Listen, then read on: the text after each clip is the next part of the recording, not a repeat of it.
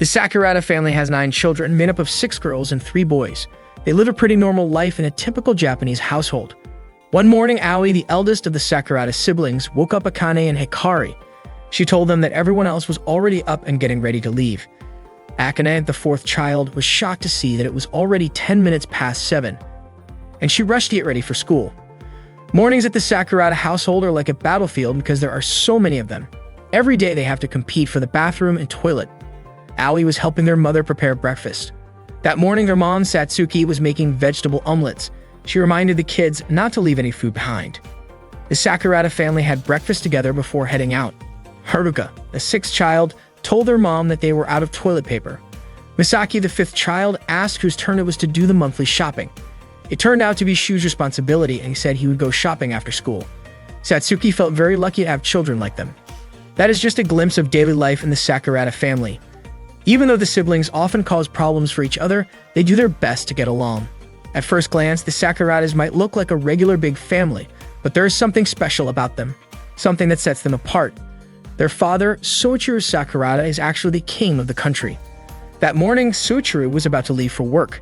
He mentioned that he would be having dinner at home that night. Aoi, Akane, Kanade, and Shu left for school together.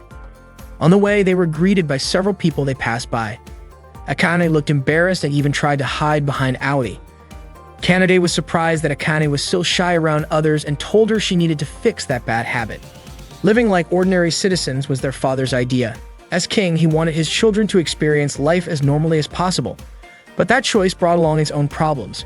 It turned out that the siblings were constantly being watched by surveillance cameras. The cameras changed locations every week. Akane was startled when a camera suddenly pointed at her. She did not want to be filmed at all, and she had even memorized the locations of every camera. The cameras were meant to protect the Sakurada children, but to Akane, the 2,000 cameras scattered across town were way too much. Kanade was amazed that Akane could remember all the camera locations. If she knew where they were, she would definitely use that to win over the public, especially since the Sakurada siblings were candidates for the next king. Akane could not understand why they even needed an election for the next ruler. That had been Soichiro's decision as both their father and the current king. He had announced that once Aoi graduated from high school, they would hold an election to choose the next monarch. That announcement came in April, and the election would be held the following March. Akane never imagined that their father would take it that seriously. Kanade and Shu picked up their pace because they were worried about being late. Aoi encouraged Akane to hurry up too, but Akane was still anxious about the cameras that kept focusing on her. Aoi offered to walk in front of her to draw the camera's attention away. Akane was confused because she had just found a safe path without cameras, but now one had been relocated there. Aoi reminded her that if she kept avoiding cameras, they would end up late. In the end, Akane had no choice but to use her flying ability to avoid being tardy. Every member of the Sakurada family had a special power, which was proof that they were part of the royal family. Akane's ability was to manipulate gravity on herself and anything she touched. While flying, Aoi asked if Akane could slow down because the wind had blown her skirt and her underwear had shown. They nearly fell because they were not being careful. That day in the Sakurada kingdom, Shiro, one of the royal advisors, scolded Soichiro for taking the crown outside the palace. Just imagining the crown getting lost gave Shiro a stomachache. Soichiro brushed it off, saying Shiro was always too anxious. He then asked how the children were doing. Shiro reported that Shiri had already arrived at kindergarten. Misaki, Haruka, Hikari, and Teru would get there in 5 minutes, while Shu and Kanade were expected in 10. Aoi and Akane might have used their powers, since the cameras could not track them. Soichiro reminded Shiro to keep an eye on the children. After that, Soichiro was ready to begin his royal duties, and the palace guards escorted a television crew inside for the scheduled broadcast. Meanwhile, the bell rang at Sakurada Royal High School. Akane had just arrived when her 2 friends came up to her. They knew mornings were always tough for Akane. For her, both school and home were the only places where she could escape from all the eyes constantly watching her. Before she knew it, classes were over, and her time enjoying school had come to an end. Karen commented that no one enjoyed school life more than Akane, and that was because her friends never treated her differently. To them, she was just a friend. Right then, Aoi came to Akane's classroom to pick her up. As soon as she walked in, Akane's classmates surrounded her. Aoi was popular wherever she went. That afternoon, Akane and Aoi walked home together. Akane told Aoi how amazing she was since people seemed to like her no matter where she went. Suddenly, they heard a girl scream. Someone had just stolen her purse. Akane immediately got ready to use her powers and chase after the thief. As she leaped into the air, she realized her skirt had flown up, giving the thief a clear view. Embarrassed and flustered, she kicked him on instinct. The police quickly arrived and arrested the thief. Moments later, a crowd of reporters surrounded Akane, asking her about what happened. Since she was extremely shy, she could not bring herself to show her face. The story about Akane catching the thief made it to the news that day. Back at home, Akane was completely mortified. Once again, she was on TV. Aoi tried to reassure her, saying it was a good thing. Their mother praised her too, saying it was important for people to get to know her. Shu agreed, especially since the election was coming up next year. Hikari was thrilled to see Akane on TV. The news also showed a public popularity ranking. According to the survey, Aoi was well loved by everyone. Kanade was also extremely popular, and surprisingly, many people were hoping Shiri would be chosen. The anchor mentioned that Akane's ranking would probably rise too, thanks to her brave actions. When Akane heard that, she got even more embarrassed. Apparently, the surveillance cameras had caught her entire stunt on video. Not long after, Soichiro returned home earlier than usual. He asked if any of the kids had plans for the weekend. Hikari got excited and asked if he was taking them somewhere, but Soichiro had a different plan. They would all be appearing on TV. That weekend, the entire Sakurada family was on television. They were going to compete in a game show and show off their powers. The game was a mission to save Dandy, a stuffed doll placed on a rooftop, watched by the entire audience. The Sakurada children had to collect as many dandies as they could and drop them into a basket below. Before the event started, a message from King Soichiro was broadcast. He encouraged his children to do their best so the citizens could get to know them. He also announced that whoever scored the lowest would have to clean the palace toilets. The kids were stunned by the punishment. Why did there have to be a consequence like that? But Akane actually preferred the idea of cleaning toilets over being the center of attention. They had 60 minutes to complete the game. Not long after, the event began. Terry was the first to move. His power allowed him to exceed human limits. He was basically a superhuman. Thanks to his ability, he climbed the building with ease. Unfortunately, something unexpected happened. The building he was climbing began to crack and he fell. Not long after, Hikari sprang into action. Her ability, known as the Hand of God, allowed her to control life itself. She could manipulate the growth of living things. She used this power to make a tree grow tall enough for her to reach the top of a building. Teru, seeing this, said she was amazing. Unfortunately, Hikari made the tree grow too tall, which made it hard for her to reach the rooftop. The tree would return to its original size within 24 hours. Kanade was surprised by what Hikari did. She then used her own power called the Creator or Gate of Heaven. She created several drones and sent them flying up to retrieve the dandy. Kanade knew that every item she created would automatically deduct money from her bank account. The drones collected the dandy and dropped it into her basket. At that point, Teru had earned 4 points, while Kanade had 5. Seeing that, Misaki got excited. Her power, called One for All, allowed her to create up to 7 copies of herself. She commanded her clones to go collect the dandy, and they climbed up using the emergency stairs.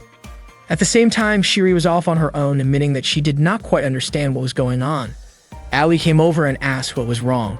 Shiri explained that the fire hydrant man gave her a shortcut, but she did not get it. Aoi asked what exactly he told her. Shiri replied that he said, "Freight elevator B2, go up to the 27th floor." Hearing that, Aoi understood it was a route. Shiri then asked how Aoi knew that. It turned out Aoi had been to that place before. Shiri's ability, called Soulmate, let her talk not only to animals but also to inanimate objects. Meanwhile, Aoi's power, perfect memory, or invisibility gave her an unshakable memory. She never forgot anything she had seen. That was when Shu decided to begin his run. His power transporter let him instantly teleport himself and anything or anyone he touched to wherever he wanted. Thanks to that, Shu was able to collect several dandies in no time. Haruka was determined not to come in last, so he started moving as well.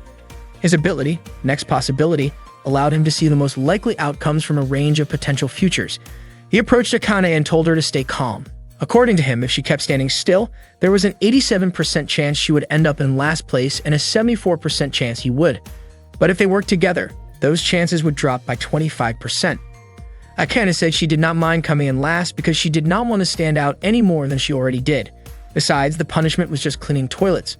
Haruka then asked if she knew how many toilets there were in the palace, and that if she did it, she would end up meeting a lot of people. After hearing that, Akane felt more motivated to join the race and confidently said she would come in 8th. Haruka invited her to team up with him.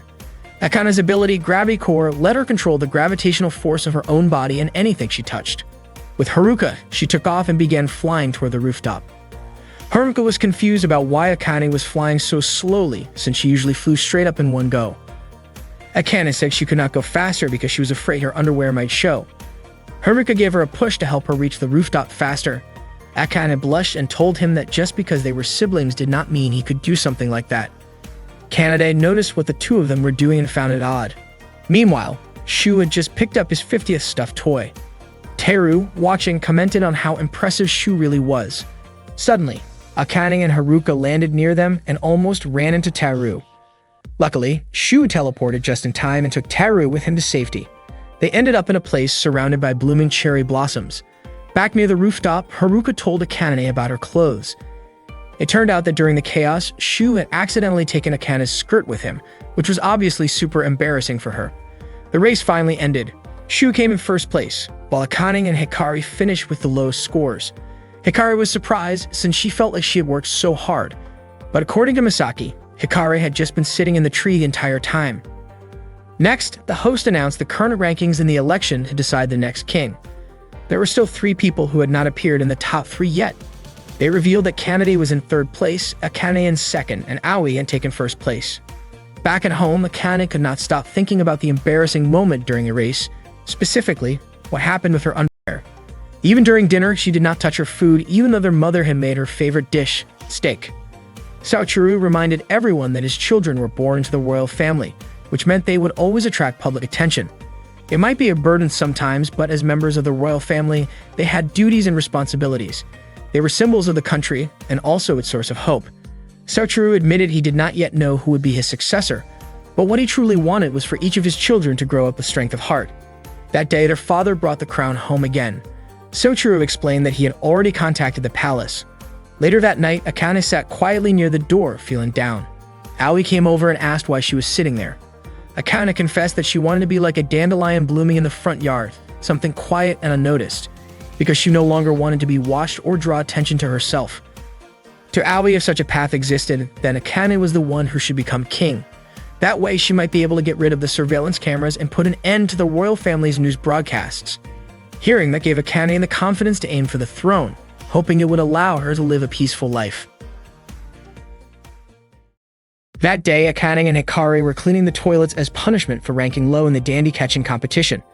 Hikari wondered why they had to do that during Golden Week, and Akane couldn't believe how many bathrooms there were in the castle. After finishing their chore, they had to prepare for a traditional pop-up concert at the Sakurada Castle, scheduled for the last day of the holiday. All of King Soichiru's children were present for the concert, and of course it was broadcast on TV. The next morning, all the Sakurada siblings got ready to resume their usual routines before heading to school. Even though they were members of the royal family, they lived like ordinary citizens, just as Soichiru had planned. That morning, Akane greeted Kanade and Misaki, who were brushing their teeth. Kanade reminded Akane that there was a student committee meeting that day, which would be attended by class representatives from every grade. When Kanade was about to leave, Akane asked why she was heading out so early. Kanade explained that she didn't want to walk to school with Akane, since going with her would take forever because Akane always tried to avoid the surveillance cameras on the way. As Kanade stepped outside the house, a woman greeted her and asked why she was up and out so early. Kanade said she had a student council meeting to attend since she served as the vice president. The woman commented that it must be a tough job, but Kanade replied that she actually enjoyed doing it. Soon after, Akane ran to catch up, wanting to go to school together. They eventually walked together, although Kanade warned Akane not to cling to her like a ghost. She also asked Akane to stop her bad habit of avoiding the surveillance cameras, which were just doing their job. Akane said that if she became the next monarch, the first thing she would do is get rid of those cameras. Kanade asked if she was really serious about becoming queen. She admitted that Akane might actually be capable of doing it, but pointed out that being queen would only bring her more attention. Kanade said she was sure that she herself would be the one to become queen. Akane begged her, saying that if Kanade ended up on the throne, she should promise to eliminate the cameras. Deep down, Kanade also wished she could escape all the constant surveillance, but with so many cameras around, she couldn't risk showing her bad side. As they passed by a guy who greeted them, Akane looked visibly panicked and embarrassed. Kanade found it hard to believe that someone as shy as Akane could be a class representative, but it turned out Akane knew almost everyone at school. Kanade then said Akane should try to get to know everyone in the entire country. That way, maybe she would feel more at ease. Akane laughed, saying that was impossible, especially with how many people lived in the country. Kanade asked again how Akane even became the class representative. Akane explained that every group needs someone to mediate, but no one else wanted the job. Plus, being the class rep allowed her to keep an eye on everyone. And when someone had a problem, they would naturally turn to her for help, and wasn't that something she should respond to? Kanade was impressed. Even though Akane's personality didn't seem suited for it, she really did have the qualities of a royal family member. Out of nowhere, Akane asked Kanade to make a limousine using her special ability, so they could go to school in style. Every member of the royal family had their own unique power. Kanade's ability was creating objects out of nothing, but the cost of the item would automatically be withdrawn from her bank account. Kanade replied that Akane was basically just asking her to buy a limousine. Akane realized what that meant and then suggested maybe a dragon or a flying carpet instead.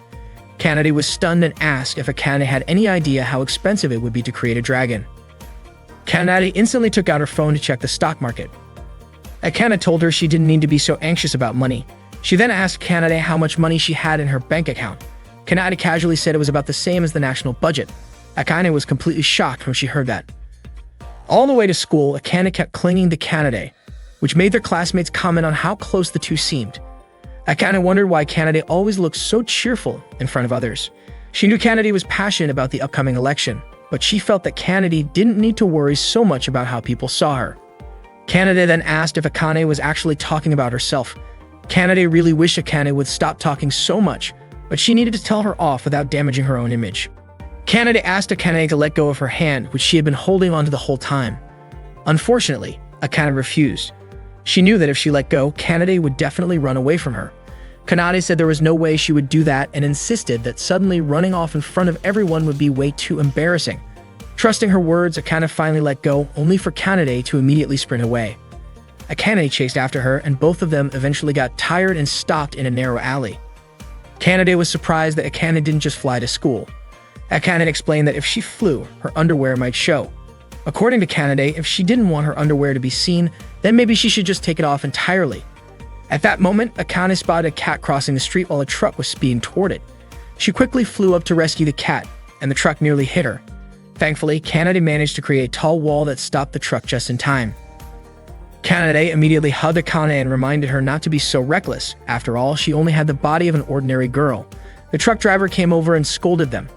Kanade apologized, explaining that Akane had flown without thinking and caused the problem. The driver then realized that the two girls standing in front of him were actually members of the Sakurada royal family. Thankfully, Akane and Kanade made it to school on time. It had taken them a while to get there since they had to remove the wall Kanade had created earlier that morning. The wall had been made from material that absorbed shock. Akane was surprised that Kanade made it so big. Akane apologized for making Kanade spend money and asked how much it had cost to make that wall. Akane insisted on paying her back and said she would look for a job. Kanade told her not to worry about it. When Kanade revealed that it had cost 40 million, Akane was completely shocked by how expensive it was. That spring, the girl named Hana met Shu. At that time, Hana was feeling lonely because she had been placed in a different class from all of her former classmates. Not long after, Hitami came over to greet her. Hana felt relieved since she hadn't had anyone to talk to before and didn't recognize any of her new classmates. Hitami told her that one of their old grade school friends, Yuji, was also in that class. Hana immediately approached Yuji and said it had been a while since they last met. Unfortunately, Yuji didn't remember her. He even called her by the wrong name and thought they had been classmates in 6th grade, but in fact they had only shared a class in 4th grade. Hana realized it was probably because she had moved away back then, and it wasn't likely that Yuji would remember her. She had only returned to the city the previous year. Soon after, Shu came over to say hi. Surprisingly, he still remembered her. Hana was so touched that she started crying. Shu even remembered that they had been in the same class back in 4th grade. Seeing Hana cry left Shu confused, and Hitami instantly hit him on the head for making Hana cry. After school, the Sakurada siblings gathered to draw lots for their weekly house chores. Akane asked if Shu could take care of the grocery shopping instead. She said she was fine doing other tasks like cleaning, laundry, and cooking. Akane didn't like going shopping because there were too many surveillance cameras watching her. Misaki responded that if that was the case, then Akane should handle all the other chores aside from shopping. However, Aoi reminded everyone that they had already agreed to support each other, so the tasks needed to be divided fairly. Everyone picked their tasks, and Akane ended up taking the last remaining lot. Just as she feared, she got the shopping duty. Akane really didn't want to leave the house, but Shu pointed out that their fridge was completely empty. Hikari mentioned she was really craving curry and even offered to go with Akane. Still, Akane said she just couldn't bring herself to go outside because of her hatred of being filmed. Hikari found it strange, especially since Akane had already been caught on camera before and had drawn a lot of attention. Akane insisted that she never intended for that to happen and didn't want to do anything embarrassing in public. To Hikari, though, it was already too late to worry about something like that, especially since, according to her, Akane's underwear had probably already been shared all over the internet. That only made Akane even more frantic, and she became more determined not to step outside. Seeing her like that, Shu offered to switch chores with her, but only on one condition. Akane had to wear her ponytail higher for 1 whole month.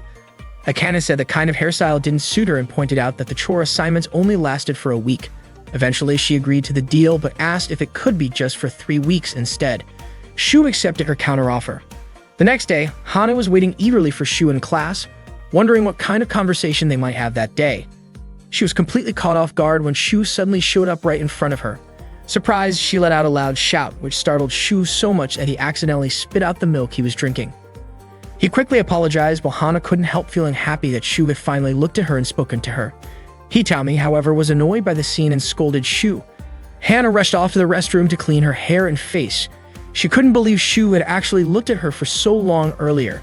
Hitami told her not to worry about it, pointing out that Shu was probably just looking in her direction because his seat was directly behind hers, and besides, wasn't Hana always staring at him during class anyway?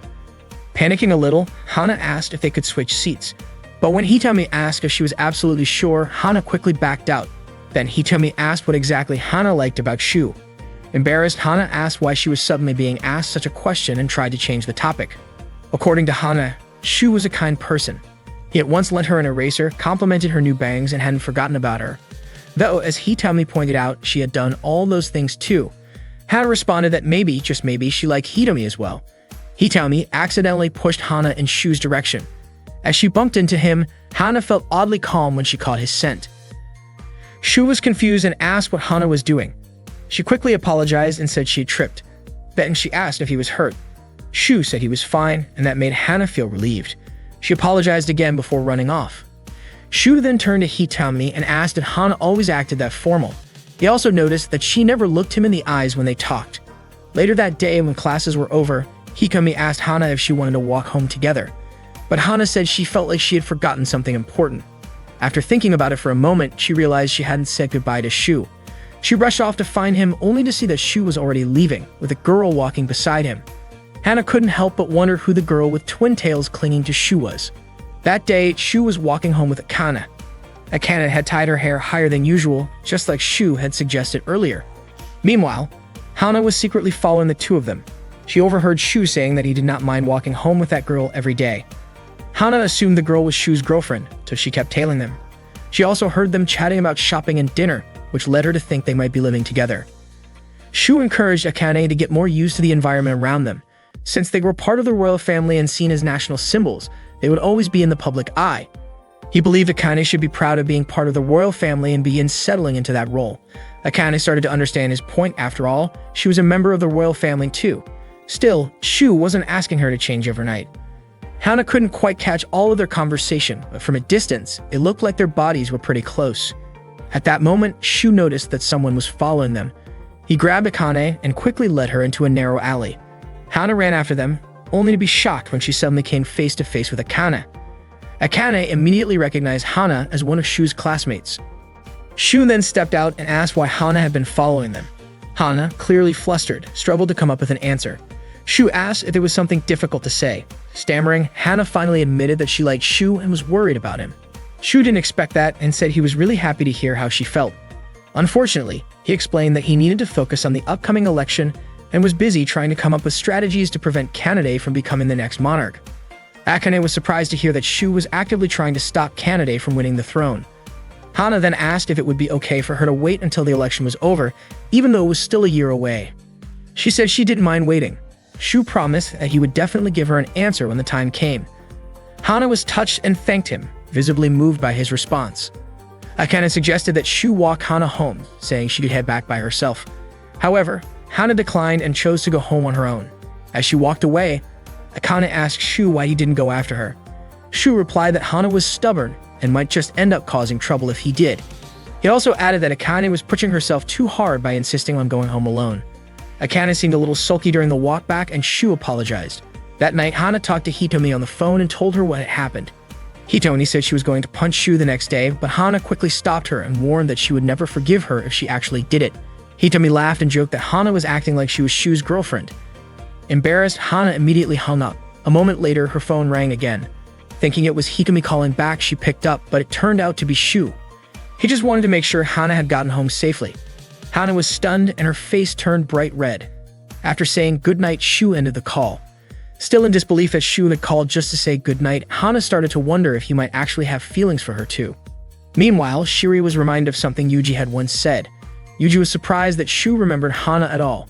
But according to Shu, there was no other girl as genuine as Hana. Yuji couldn't quite understand Shu's perspective, which turned out to be more thoughtful than he had assumed. He hadn't expected Hana to have grown more refined either. Shu explained that Hana was just like any ordinary girl, and there was a calm, down-to-earth quality that naturally radiated from her. He felt that Hana hadn't changed at all since their days in grade school. That night, before going to bed, Akane couldn't stop thinking about Shu possibly dating Hana after the election. She still didn't understand why Shu was so against the idea of Kanade becoming the next monarch. The thought of the upcoming election left her feeling uncertain and overwhelmed. That day, Ikari went to school with her two friends. When they saw a poster of the king candidates, her friends said they were definitely going to vote for Hikari. At a glance, she looked just like any ordinary grade school student, but in reality, she was a member of the Sakurada royal family and one of the candidates for the next king in the upcoming spring election. According to the previous rankings, Aoi was the most popular among all the siblings, followed by Akane in second place and Kanade in third. Hikari was ranked fifth. She had even been beaten by Shiri. In Hikari's opinion, a king should look dignified, stand out, and be popular. She was confident that she would definitely become king. That weekend, Akane was surprised to find that it was her turn to go grocery shopping again, even though she really didn't want to leave the house. Hikari said she was craving curry. Akane was extremely anxious about the surveillance cameras outside as she stepped out, but Hikari told her it was pointless to worry, since her underwear had already been broadcast all over the country anyway. Kanade asked if anyone was planning a campaign. Teru and Hikari admitted they were thinking about it, but Kanade didn't see them as threats. Akane disagreed because she felt Hikari had been putting in real effort. Hikari believed that if she got serious and used her ability, gathering votes would be a piece of cake. She was sure the public would love her mature charm, which she could showcase thanks to her ability to temporarily manipulate the growth of living beings. Misaki reminded everyone that the effect only lasted for 24 hours. But Kanade pointed out that everyone already knew Hikari was just 10 years old, so altering her appearance was meaningless. After all, she was only changing how she looked, and Kanade warned her not to try attracting people's attention based on appearances alone. Hikari was puzzled and asked if Kanade wasn't the one who cared a lot about her own looks too. Hikari confidently said that in the future, her chest would be much larger. Kanade, however, said that shape was more important than size. Still, Hikari insisted that size was what really mattered, and she claimed that Shu had told her so. Shu quickly denied it. Hikari asked Akane what she thought, but after noticing Akane's flat chest, she apologized right away. Kanade mentioned that Aoi's lack of interest in the election could be an advantage for the rest of them, but Aoi herself might not see it that way. Kanade suspected that if Aoi got serious, she'd be unbeatable. She also believed that Aoi didn't entirely agree with the idea of becoming king and would probably do something to hurt her popularity.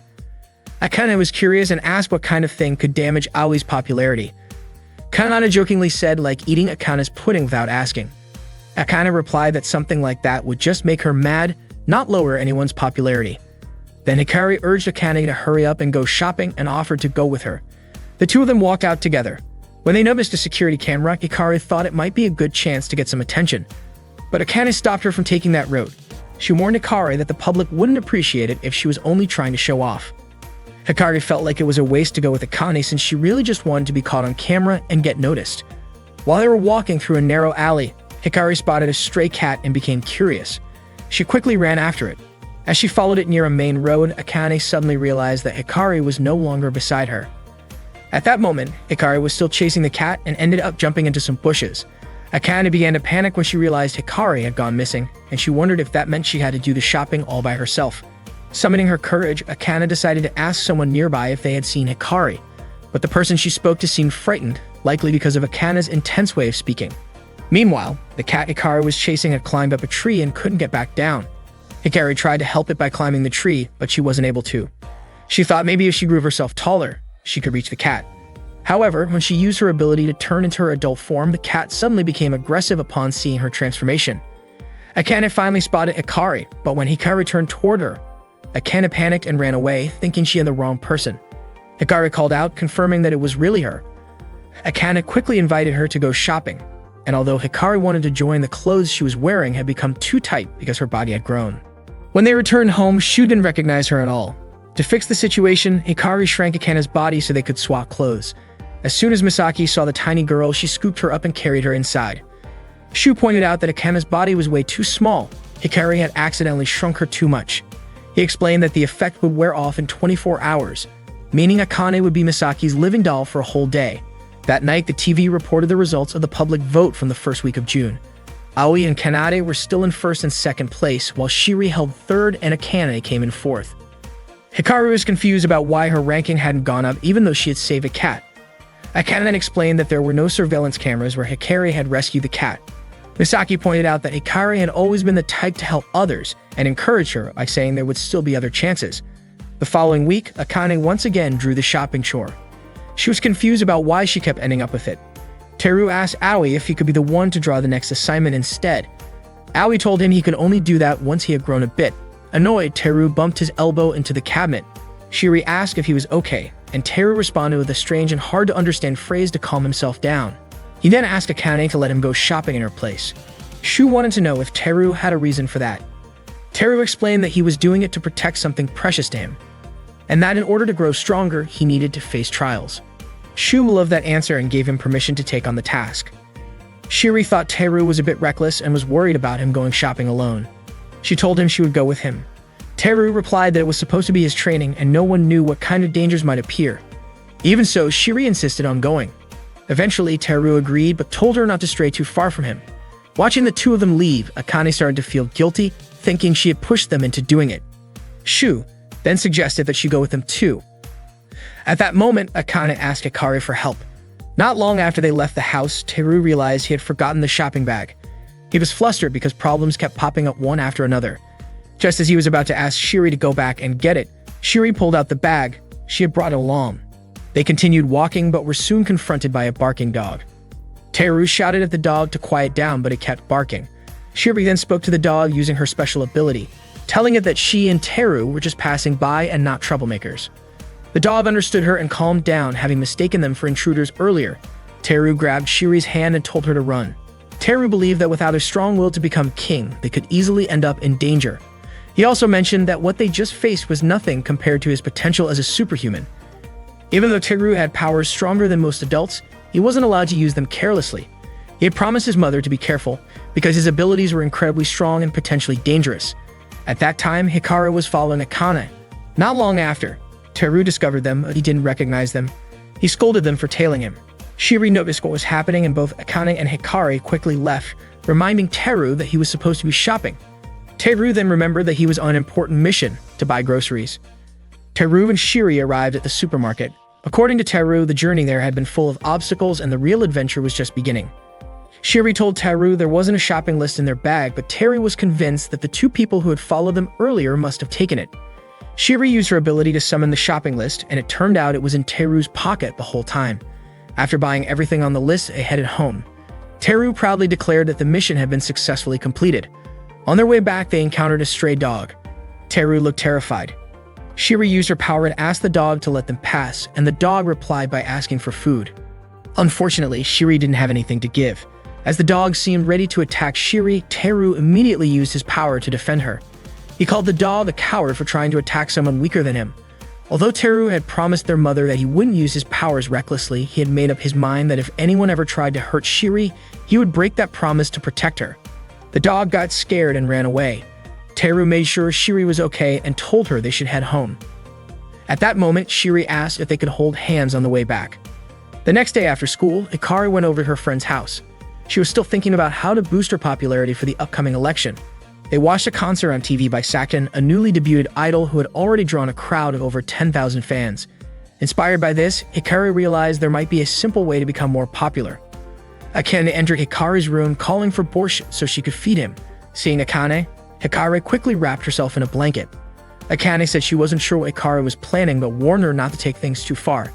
Hikari decided to stay quiet until she officially became an idol to prevent others from copying her idea. She read a book about how to become an idol and learned that she needed to go through an audition process.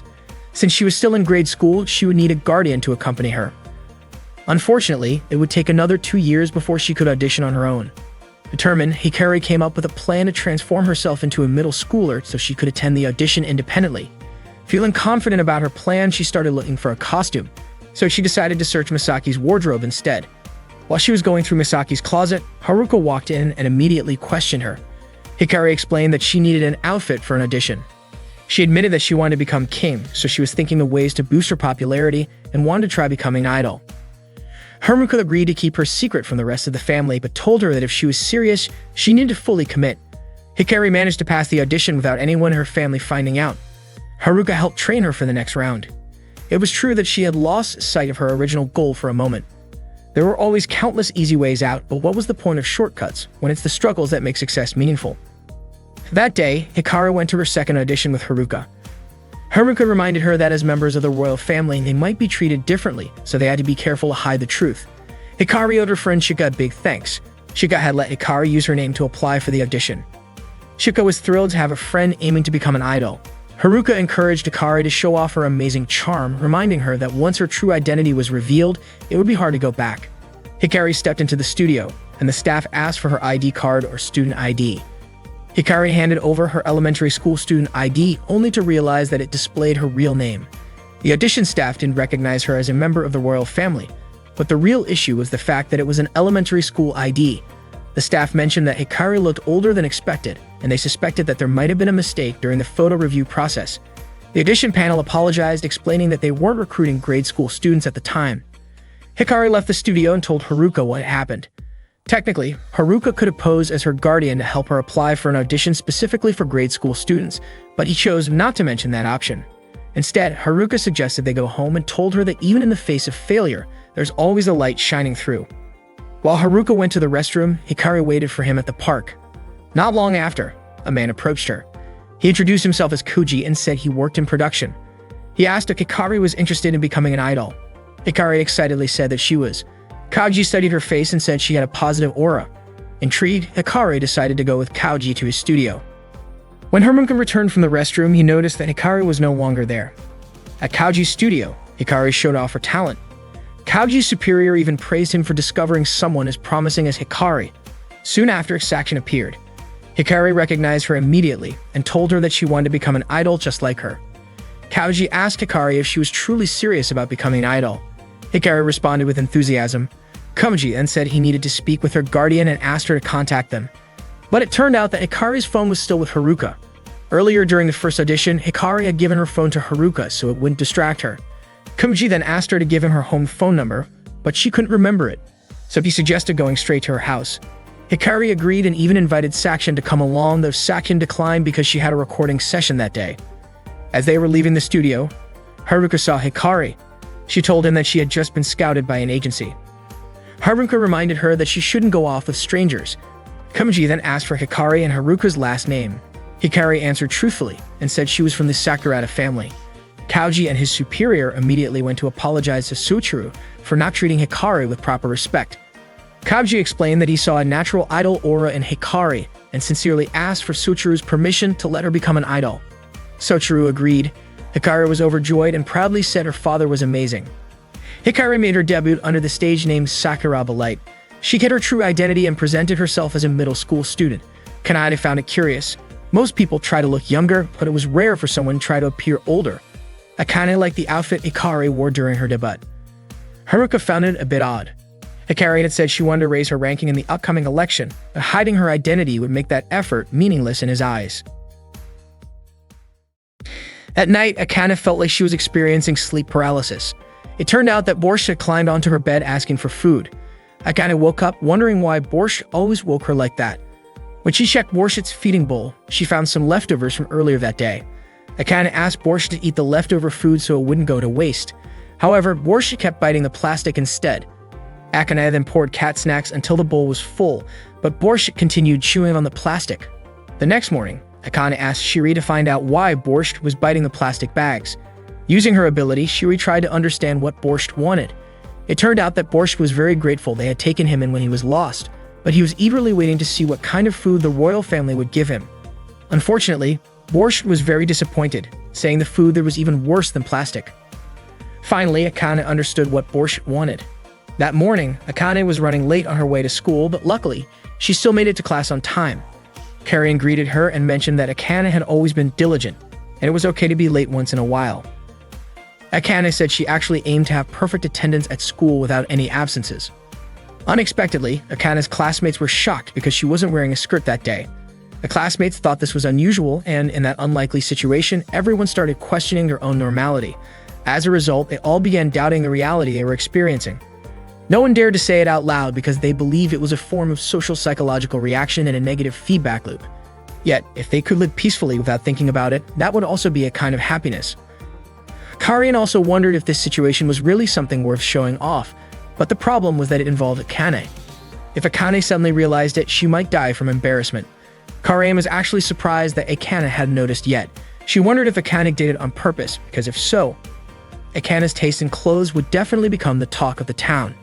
If Karian, as her best friend, had done that to her, Akane would probably be hurt and shocked. Karian was confused about what she should do. Seeing Karian deep in thought, Akane asked what was wrong and suggested Karian share if she had a problem. Karian was surprised that no one had talked about it and wondered if maybe everyone thought it wasn't strange at all. At the same time, two male students were talking about Akane not wearing a skirt. Hajime overheard this and asked if they were sure Akane wasn't wearing one. They weren't certain, but it was possible Akane was wearing a super mini skirt because they couldn't see clearly. So Hajime concluded that they hadn't confirmed what exactly was under Akane's skirt. This meant not only was it possible that Akane was wearing a skirt, but she could also be wearing nothing at all. Meanwhile, Kanade heard from a friend that there was a rumor Akane was walking around without a skirt. Kanade didn't immediately believe it, especially since Akane was easily embarrassed and wouldn't do something like that. Kanade wasn't worried either, confident that Akane could handle anything that happened. However, Kanade accidentally bumped into a wall, which was a sign that she actually was concerned about Akane. At the same time, Aoi also heard the rumor from two of her friends. Aoi quickly sent a message to Akane to confirm, but unfortunately, Akane had left her phone at home. At that time, there was an announcement from Kanade, the student council vice president, asking Akane to come to the student council room immediately. Akane was confused about why Kanade had to call her through the school's public address system. Karian, worried about Akane, offered to go with her. Akane said she felt fine when she was at school, but she didn't mind having Karian accompany her either. Hajime and the other students were watching Akane head to the student council room. Since that room was on the third floor of the south building and Akane's class was in the east building, she would have to use the stairs. Because of that, Hajime and a group of male students felt the urge to peek from below to check if Akane was wearing a skirt. As they walked through the school hallway, Akane mentioned that Karian had always been there to support her and jokingly said she would marry Karian someday. Just then, Karian glanced back and noticed a group of boys following them. Hejuni tried to remind them that what they were planning was wrong, but the others believed he was just holding back because he cared about Akane. Karian quickly realized that the boys had probably noticed that Akane wasn't wearing a skirt. She urged Akane to walk faster. Akane commented that a lot of people had been staring at her that day. Karian encouraged her to pick up the pace, wondering how Akane could still not realize what was going on even while walking in front of a crowd. She was sure the situation could seriously affect Akane's mental well-being. Karian blamed herself for ignoring what Akane was going through and planned to scatter the group of boys and explain everything to Akane in private. Before she could do that, though, Akane and Karian ran into Kanade. Kanade was shocked to see Akane and immediately asked why she wasn't wearing a skirt. Karian was stunned by how blunt Kanade was. Kanade insisted she was wearing something, but Karian wasn't so sure. At that moment, it really did look like Akane didn't have a skirt on. Akane finally realized that might be the reason so many people had been staring at her. She explained that on her way to school, she tried to avoid the surveillance cameras, but her skirt got torn on a tree branch, so she changed into shorts. She said there was no way she would go to school without wearing anything at all. To prove her point, Akane lifted her uniform to show that she was wearing shorts, but it turned out she was only wearing underwear. Everyone around her reacted in excitement, and Akane let out a hysterical scream the moment she realized what had happened. The next day, the students gathered in the school auditorium to hear an announcement from the student council vice president. No one had ever actually seen the student council president, and their duties were often handled by Kanade. There were even rumors that the president was a first-year student because of their short stature. Kanade shared an announcement with the students. Next week, the whole school would take part in a citywide cleanup campaign. She encouraged everyone to work together to help make the city beautiful. Akane and Hajime were walking through the school hallway carrying assignment books. Akane admitted she lost her motivation when she heard about the cleanup event. Hajime asked if they could request to be assigned somewhere near the school. Akane didn't want to seem selfish. After all, everyone would be happy to see the city clean, but she couldn't help but worry about how many people would be looking at her face.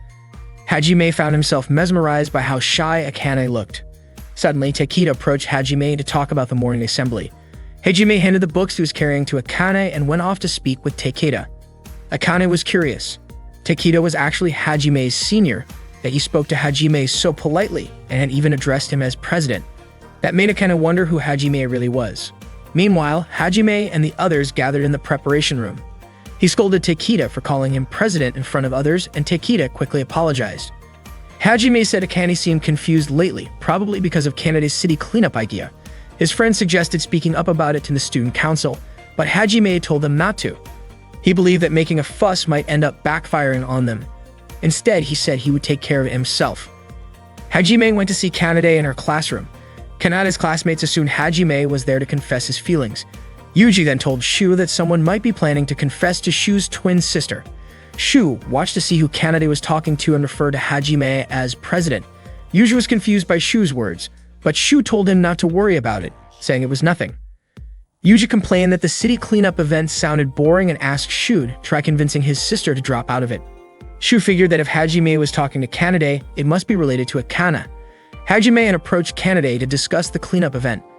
Kanade asked if Hajime wanted her to change the location to somewhere near the school, but she refused to do so because Akane still owed her 40 million yen. Kanade wondered why Hajime wasn't happy about the event, since it would give him the chance to enjoy watching Akane being embarrassed. At that moment, Akane tried sneaking into Kanade's classroom quietly, but she got caught by Hitami, who immediately called her friends over. Soon, Akane was surrounded by Hana and the others, curious about what she was up to. Akane had no way of escaping her upperclassmen. Shu then called out to Kanade and asked her what she and Hajime had been talking about. Kanade, messing around, teased that Hajime had asked Akane to marry him. Hearing that, Shu immediately got upset and strongly rejected the idea. However, he clarified that it didn't mean he disliked Hajime, he just had other concerns. Kanade admitted she was just joking and that they had only talked about the upcoming morning assembly. Once he heard that, Shu quickly walked away. Yuji asked if Shu had managed to convince Kanade, and Shu replied that everything was fine now, assuming the topic was really about Akane. Yuji praised him for successfully persuading his sister. Meanwhile, Aoi's classmate Uzuki looked like she had caught a cold. Aoi gave her a tissue and told her not to push herself too hard. Not long after, one of Aoi's classmates came in and said a first-year student was looking for her. It turned out to be Hajime. Hajime admitted that he really wanted to see Akane when she was flustered, and he asked whether it was okay or not for someone in his position, both as a person and as the club president, to act based on personal feelings. Seeing how anxious Hajime looked, Aoi wondered if he had come to her for some kind of motivation. Aoi told him that wanting to see different sides of someone you like was pretty normal. Besides, even if Akane didn't enjoy it, she was still making an effort.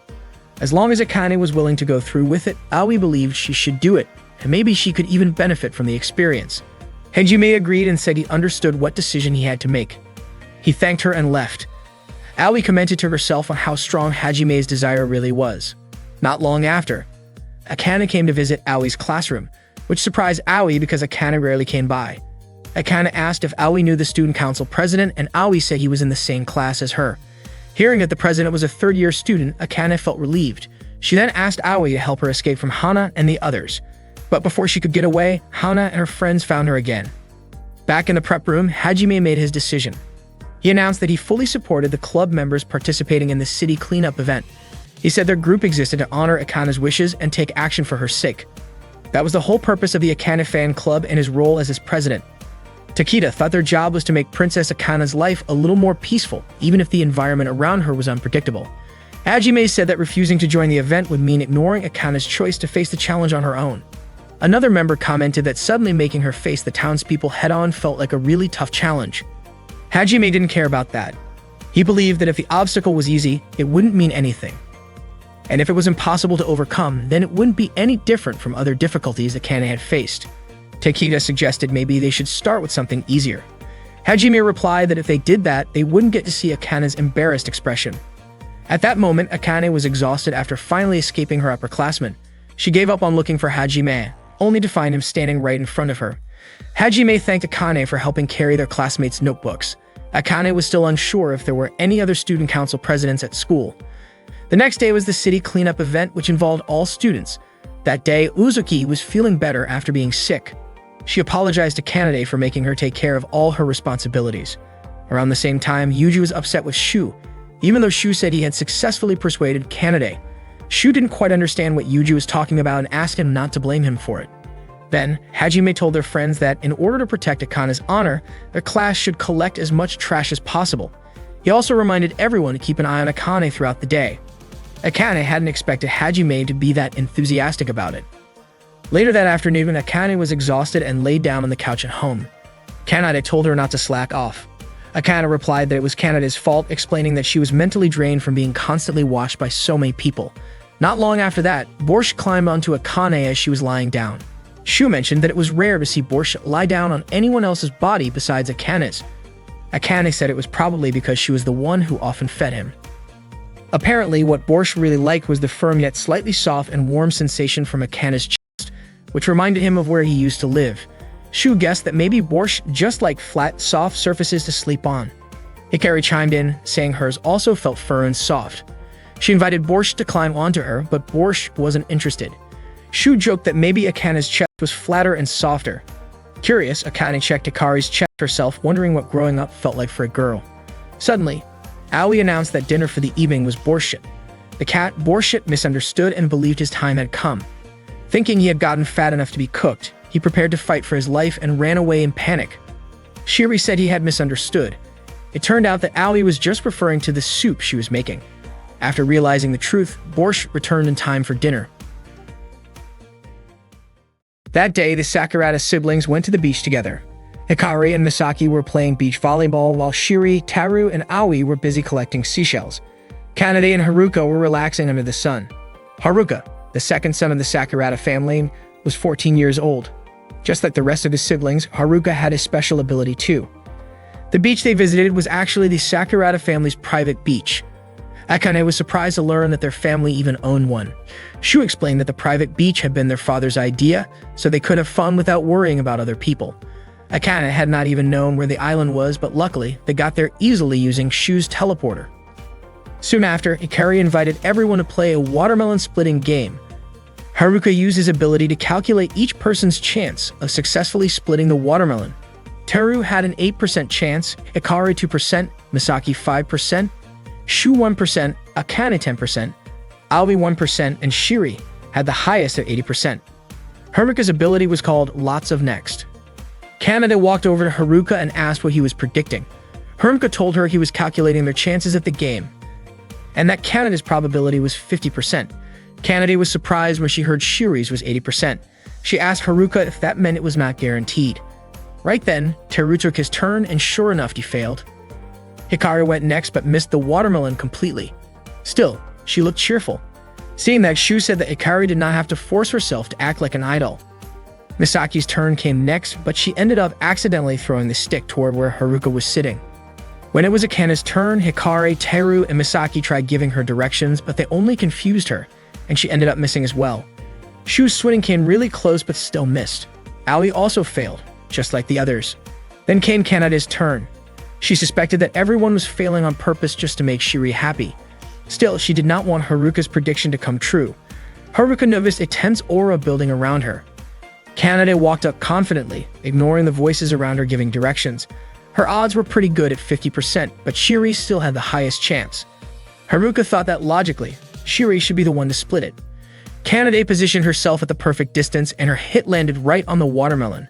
But to everyone's surprise, it did not split. Finally, it was Shiri's turn. If she failed, they would have to start over again from Taru. As she stepped forward, everyone began cheering her on. Haruka also hoped Shiri could do it, but he remembered that even Kanade's strong hit had not been enough.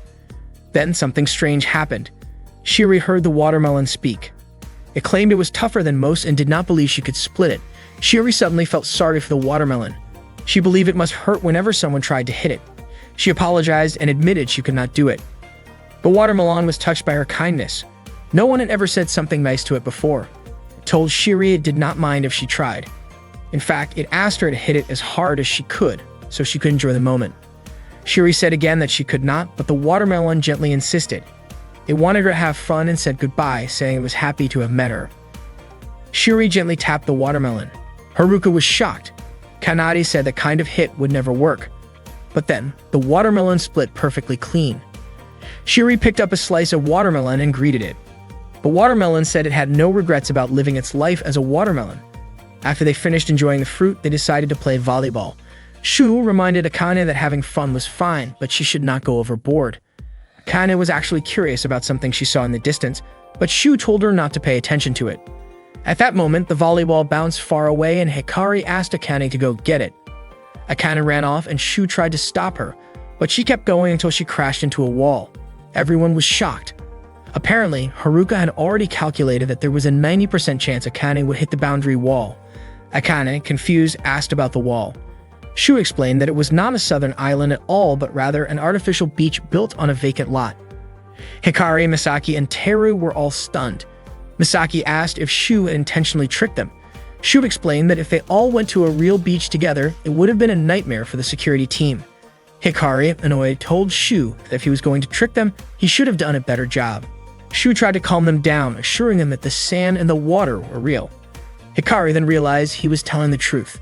Akane said that Shu did not need to keep it a secret. As long as they could all have fun, the fact that it was fake did not matter. Shu apologized, saying all he wanted was for his siblings to enjoy themselves. Akane admitted she had a good time. Right then, Hikari, Misaki, and Teru began hitting the boundary wall out of curiosity. It turned out the wall was quite sturdy, like the kind used in TV sets. Not long after, the wall collapsed, revealing that the beach was actually just a setup on a vacant lot next to a road.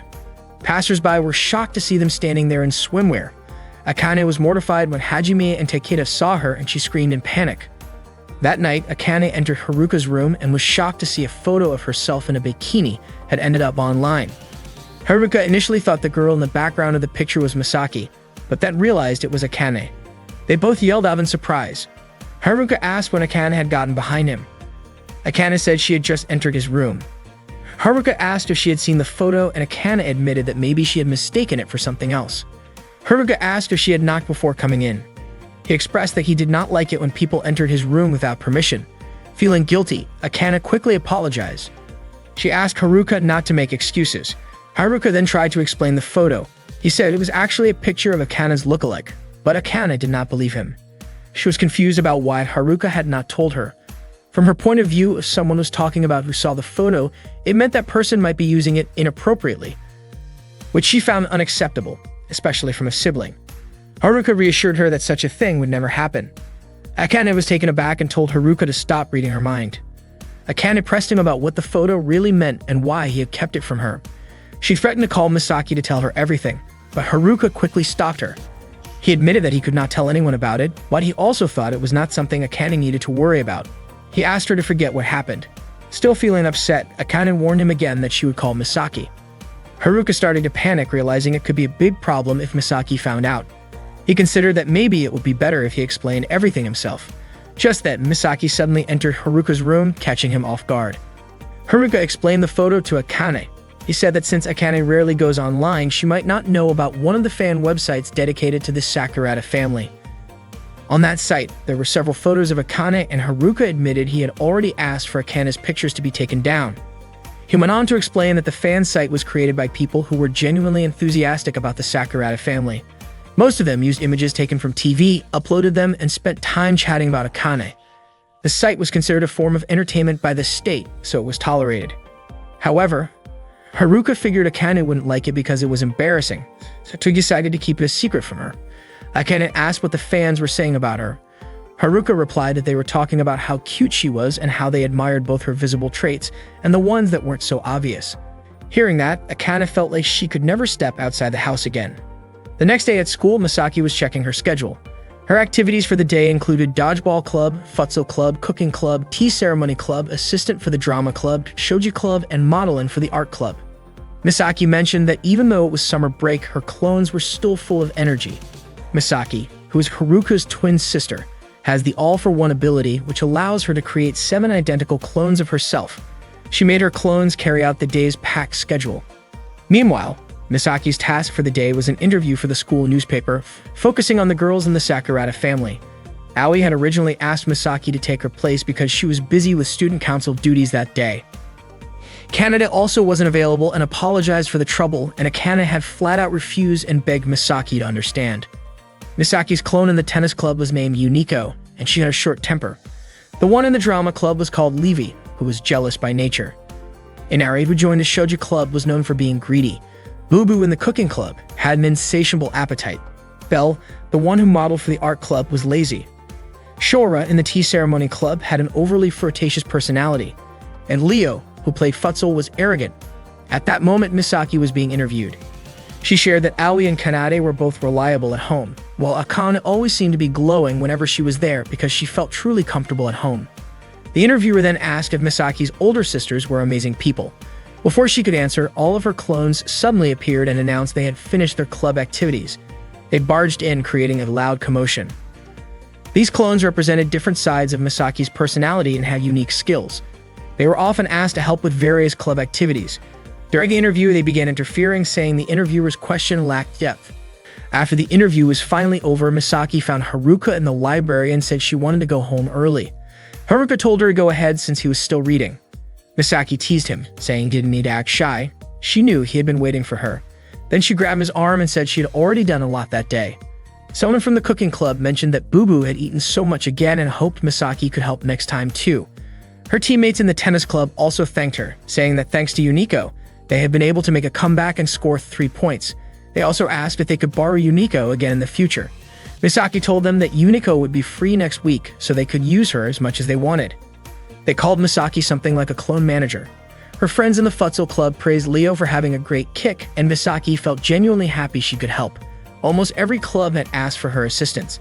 Misaki admitted that she was willing to help all the clubs since she had no other responsibilities. One of her futsal club mates mentioned that Misaki's older sister was well known for her achievements back in middle school, proving that the Sakurada family could always be relied on. That same friend even said the future of the school clubs rested on Misaki's shoulders. But Haruka thought it wasn't just the future of the school clubs, the whole country's future rested on her as well.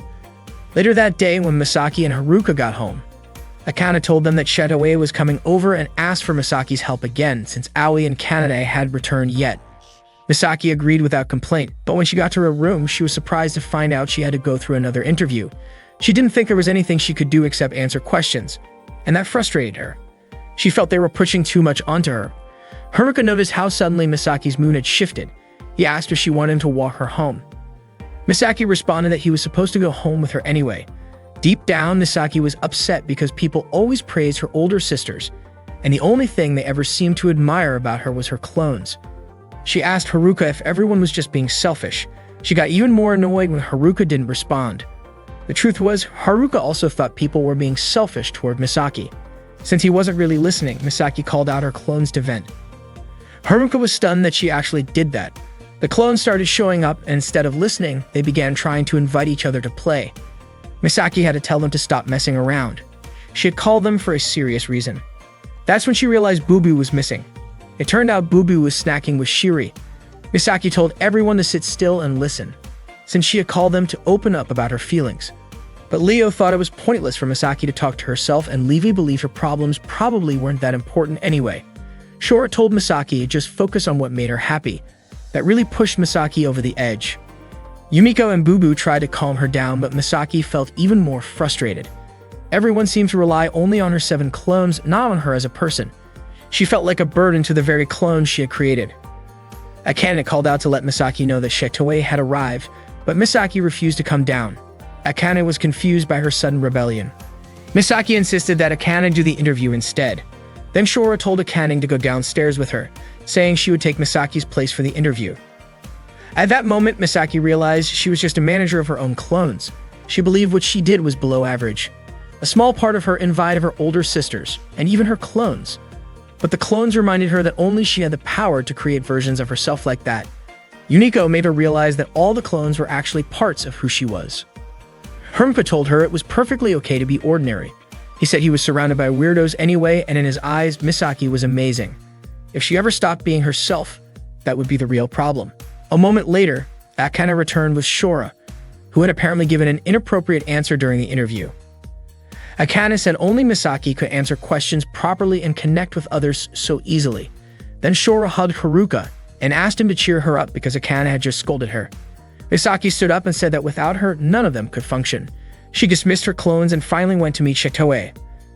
Haruka watched her go and thought that she wouldn't be able to do much without him. After all, he had calculated a 100% chance that Misaki would go back to being her usual self. But in all the rush, Misaki had forgotten about Belle, who was still curled up under the blanket. Haruka called out to Belle, telling her to go downstairs and catch up with Misaki. Summer came to an end, and with only 6 months left until the royal election, things started to shift. That night, Akane told Aoi that she wanted to become the next king and live peacefully. Although she had made that decision, she had not done any campaigning at all. During that time, Akane often became the center of attention due to her own clumsiness and her overwhelming shyness. Wanting to change, she decided to start campaigning. It was her first time speaking in front of a crowd. Akane's fans cheered her on enthusiastically, but their support made her so nervous that she accidentally dropped her mic. Her campaign was broadcast on television. Misaki and Hikari were surprised by how suddenly Akane had managed to start campaigning. Haruka guessed that maybe Akane was shaken up after a clip of her was uploaded online. Akane admitted that she would keep trying, and once she became king, she planned to tighten internet regulations. Meanwhile, Teru showed off a campaign brochure he had made featuring the slogan, "Eradicate evil to its roots and guide the world to the end of days." Kanade questioned why Teru had chosen a phrase like that. Teru asked if the line was not cool enough, yet thought it sounded impressive. Surprisingly, Shu actually liked the slogan. All the Sakurada siblings had something to do that week, except for Misaki, who had no idea what she should be doing. Later, in her room, Misaki gathered her clones for a meeting. Yunigo asked if it was really okay for them to do nothing while everyone else was working hard on their campaigns. Leo suggested that all they could really do was help out at school. Shore expressed a desire for enthusiastic cheers like Hikaru received as an idol. Inari proposed that Misaki and her clones become idols too. Belle thought that idea sounded like way too much trouble, and Levi doubted Misaki even had a shot at winning the election. So Misaki asked Haruka if he had any suggestions. Haruka was confused about why she was asking him, and even more confused about why he had to attend a strategy meeting with Misaki and her clones in the first place. He wondered what the point of the whole meeting was. Misaki explained that the meeting was to figure out her campaign strategy. Haruka then noted that Misaki finally seemed interested in becoming king. Misaki admitted she felt like all of their siblings were acting on their own whims. Akane only wanted to be king so she could get rid of all the security cameras and live in peace. Hikaru just wanted to become an idol because she liked being pampered. If Aoi had no intention of becoming king, Misaki thought she should make that clear. And honestly, Misaki had no idea why Kanade wanted to become king at all. The next day, Kanade was playing tennis at school when she noticed Shu standing quietly. Her mind wandered back to a memory from 12 years ago when they were kids. Back then, Kanade had asked Akane to come play outside with her, but Shu told them not to go because they had to watch the house. Kanade insisted that everything would be fine if Shu came with them, but Shu asked if she even understood what it meant to watch the house. Kanade, annoyed, told him not to act all high and mighty just because he was the older brother, especially since he had only been born half an hour before her. Ignoring him, Kanade took Akane outside to play. In the end, Shu gave in and decided to watch over them while they played. After a while, Shu asked them to head home, but Kanade wanted to play a little longer. When Akane said she wanted to go back, Kanade stopped her and gave her the Rose Typhoon gear. Shu reminded Kanade that if she kept using her powers like that, she would burn through her New Year's money and her account would be drained every time she activated her ability. After putting on the Rose Typhoon, Akane got excited and wanted to show it to their mom, but Kanade stopped her again and offered her something even cooler. She created a giant castle, and Akane immediately wanted to go inside. Unfortunately, the door was built way too high. Kanade had already maxed out her account and could not use her powers anymore to fix it. Shu tried to help Akane get in by teleporting her, but Kanade stopped him, saying she would just make a staircase. However, right as she was working on the stairs, the castle pillars suddenly vanished. The whole structure collapsed and the rubble came crashing down on both Akane and Shu. Kanade felt incredibly guilty when she saw Akane and Shu unconscious. Ever since that incident, Shu had suffered a leg injury and could no longer take part in any strenuous sports. Back when he was a kid, Shu had always dreamed of becoming a soccer player. Kanade admitted that it was all because of her stubbornness, and she could not even heal Shu's leg with her own powers. That was why she wanted to become king, to use the nation's resources for medical research and find a way to heal Shu's leg. Otherwise, she would never be able to forgive herself. That weekend, as usual, Akane drew the short straw and ended up with grocery shopping duty again. She was confused as to why it kept happening and started to suspect it might be rigged. Eventually, she realized that maybe this was a challenge she needed to face in order to become king, and she decided to overcome it. Misaki asked Shu if he was preparing anything for the election, and he admitted that he still had not found a reason to become king. That day, Misaki and Haruka went out together. Misaki was still thinking that she had to win the election. While they were out, they saw Hikari, who had taken on the role of police chief for the day. Haruka commented on how well Hikari handled her new responsibility. Meanwhile, Teru was giving a speech in front of a crowd, though he was still being assisted by Shiri. Watching that, Haruka laughed and said it was hard to tell who was actually doing the talking. At the same time, Kanade was attending an event where she was given an award for her work as a special advisor to a sports foundation that had been promoting youth health since spring. Haruka realized then that Kanade was truly serious about preparing for the upcoming election. Misaki held another meeting and Yumiko was still questioning why Misaki and the clones were doing nothing while everyone else was busy preparing for the election. The clones tossed around ideas. Maybe they should become idols instead, or maybe there was no rush since Misaki herself had not done anything yet. Misaki insisted she was not in a hurry, but they were running a campaign for themselves. What she did not like was their attitude, which showed no real concern for the people. Haruka was confused by those words coming from someone who had not done anything either. His comments stung a little, and he apologized. Misaki wondered why Haruka was taking their older sister's side. According to Haruka, even if Misaki said the country came first, she could not be a real leader if it meant completely sacrificing herself. He explained that their sisters were not ignoring the country, they were just trying their own way, and it was up to the people to decide if it was right or not. So Misaki did not need to take issue with that. Misaki argued that a king was supposed to rule the nation, so obviously, the one who became king should be someone who prioritized the country above all else. Haruka asked if Misaki could truly do that. She answered confidently that she could, but Belle called her out and said that was not true. Belle believed that Misaki was just unhappy that Haruka kept siding with her older sisters and that deep down, she did not really have a strong sense of justice. She was just jealous. Shora chimed in, saying what Misaki really wanted was for Haruka to acknowledge her as the best. In reality, she was no different from the rest of their older sisters. Misaki had just realized that her reason for wanting to become king was just as selfish as theirs. Haruka believed that Misaki already had what it took to be king because she cared about others and was not fighting for herself, but for those around her. He reminded her that no matter what her reason was, she had to fight for it. Misaki finally understood and promised to give her best in the election. She also asked Haruka to help her, and he agreed. Haruka encouraged Misaki and the clones to give it their all. Haruka realized that everyone changes little by little. They start thinking about things they never considered before and doing things they couldn't do in the past. He suspected that their father might have nominated all of his children for the election so that before they entered society, they could reflect on themselves and improve. Boo-Boo looked excited just from hearing that pudding was coming, and sure enough, Shu came home bringing pudding. The next day, Kanade spent time playing with the kids at a kindergarten. She joined in all the games they played there. At one point, a little kid was drawing something and Kanade asked if the drawing was of the kid's mother. But it turned out the child had drawn Aoi and said they would vote for Aoi in the upcoming election. That made Haruka realize that Aoi's popularity couldn't be underestimated, even children adored her. When he got home, he saw Akane collapse on the sofa, clearly exhausted. Aoi explained that Akane had been very enthusiastic about her campaign lately. Apparently, Aoi and Shu had been supporting her earlier, with Shu helping Akane teleport, and Aoi genuinely hoped that all her effort would boost how people saw her because she knew just how hard Akane was working. That night, Kanade visited Aoi's room and asked her if she had ever truly wanted to become the king. Aoi was surprised by this sudden question. Kanade thought it would be better if Aoi focused on supporting Akane, which would also help her avoid becoming king. Although Aoi had indeed been helping Akane, that didn't mean she had no interest in the throne. If she acted like that, it would seem as though she was just using Akane. Kanade then suggested that Aoi talk to their father and asked to withdraw from the election. And if Aoi didn't have the courage to bring it up, Kanade was willing to go in her place. She mentioned how their father tended to say a lot of things but was ultimately soft when it came to his kids.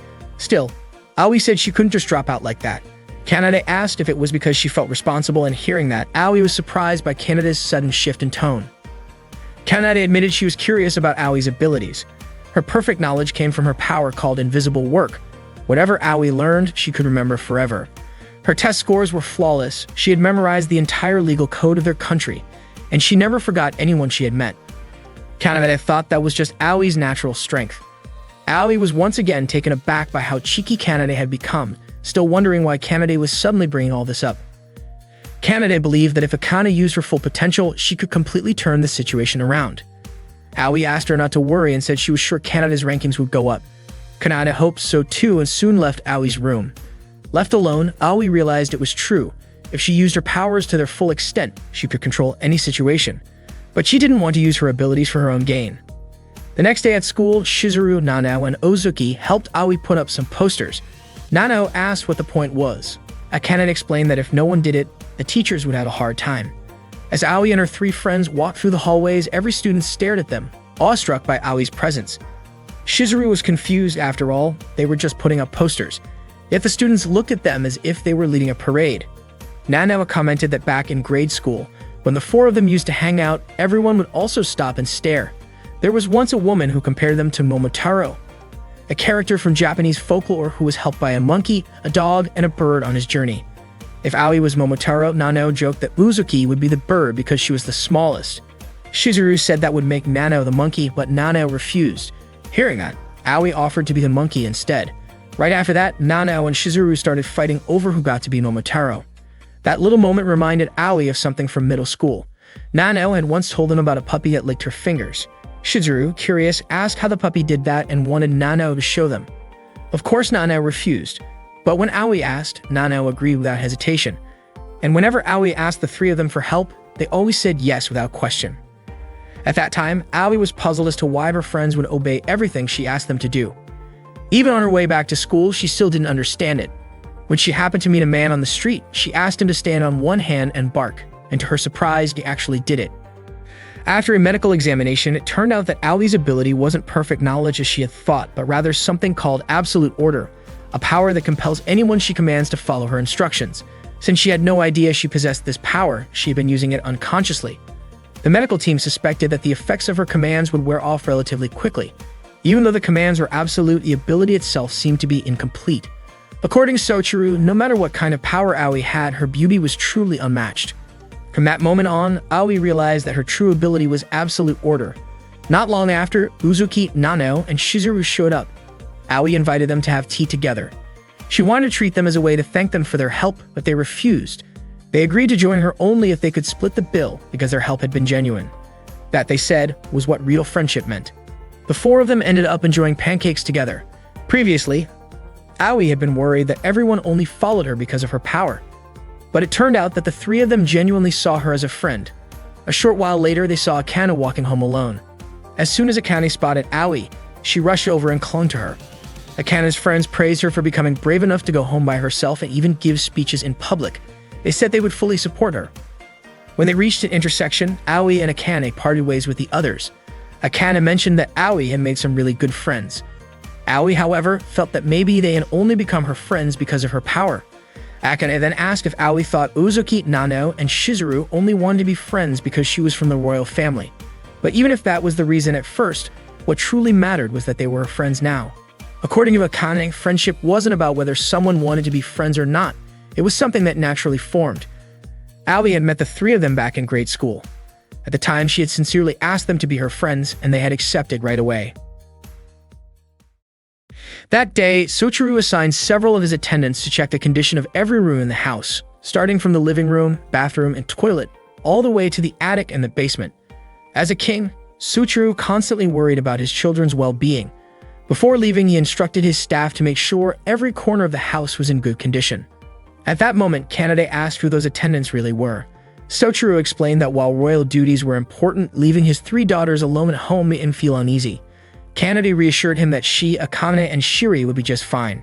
Still, Sochuru remained concerned. Akane was still sick, and Shiri was just a little girl. Kanade believed she could take care of Akane and watch over Shiri, but Sochuru insisted that having more guards around the house would be safer in case something happened.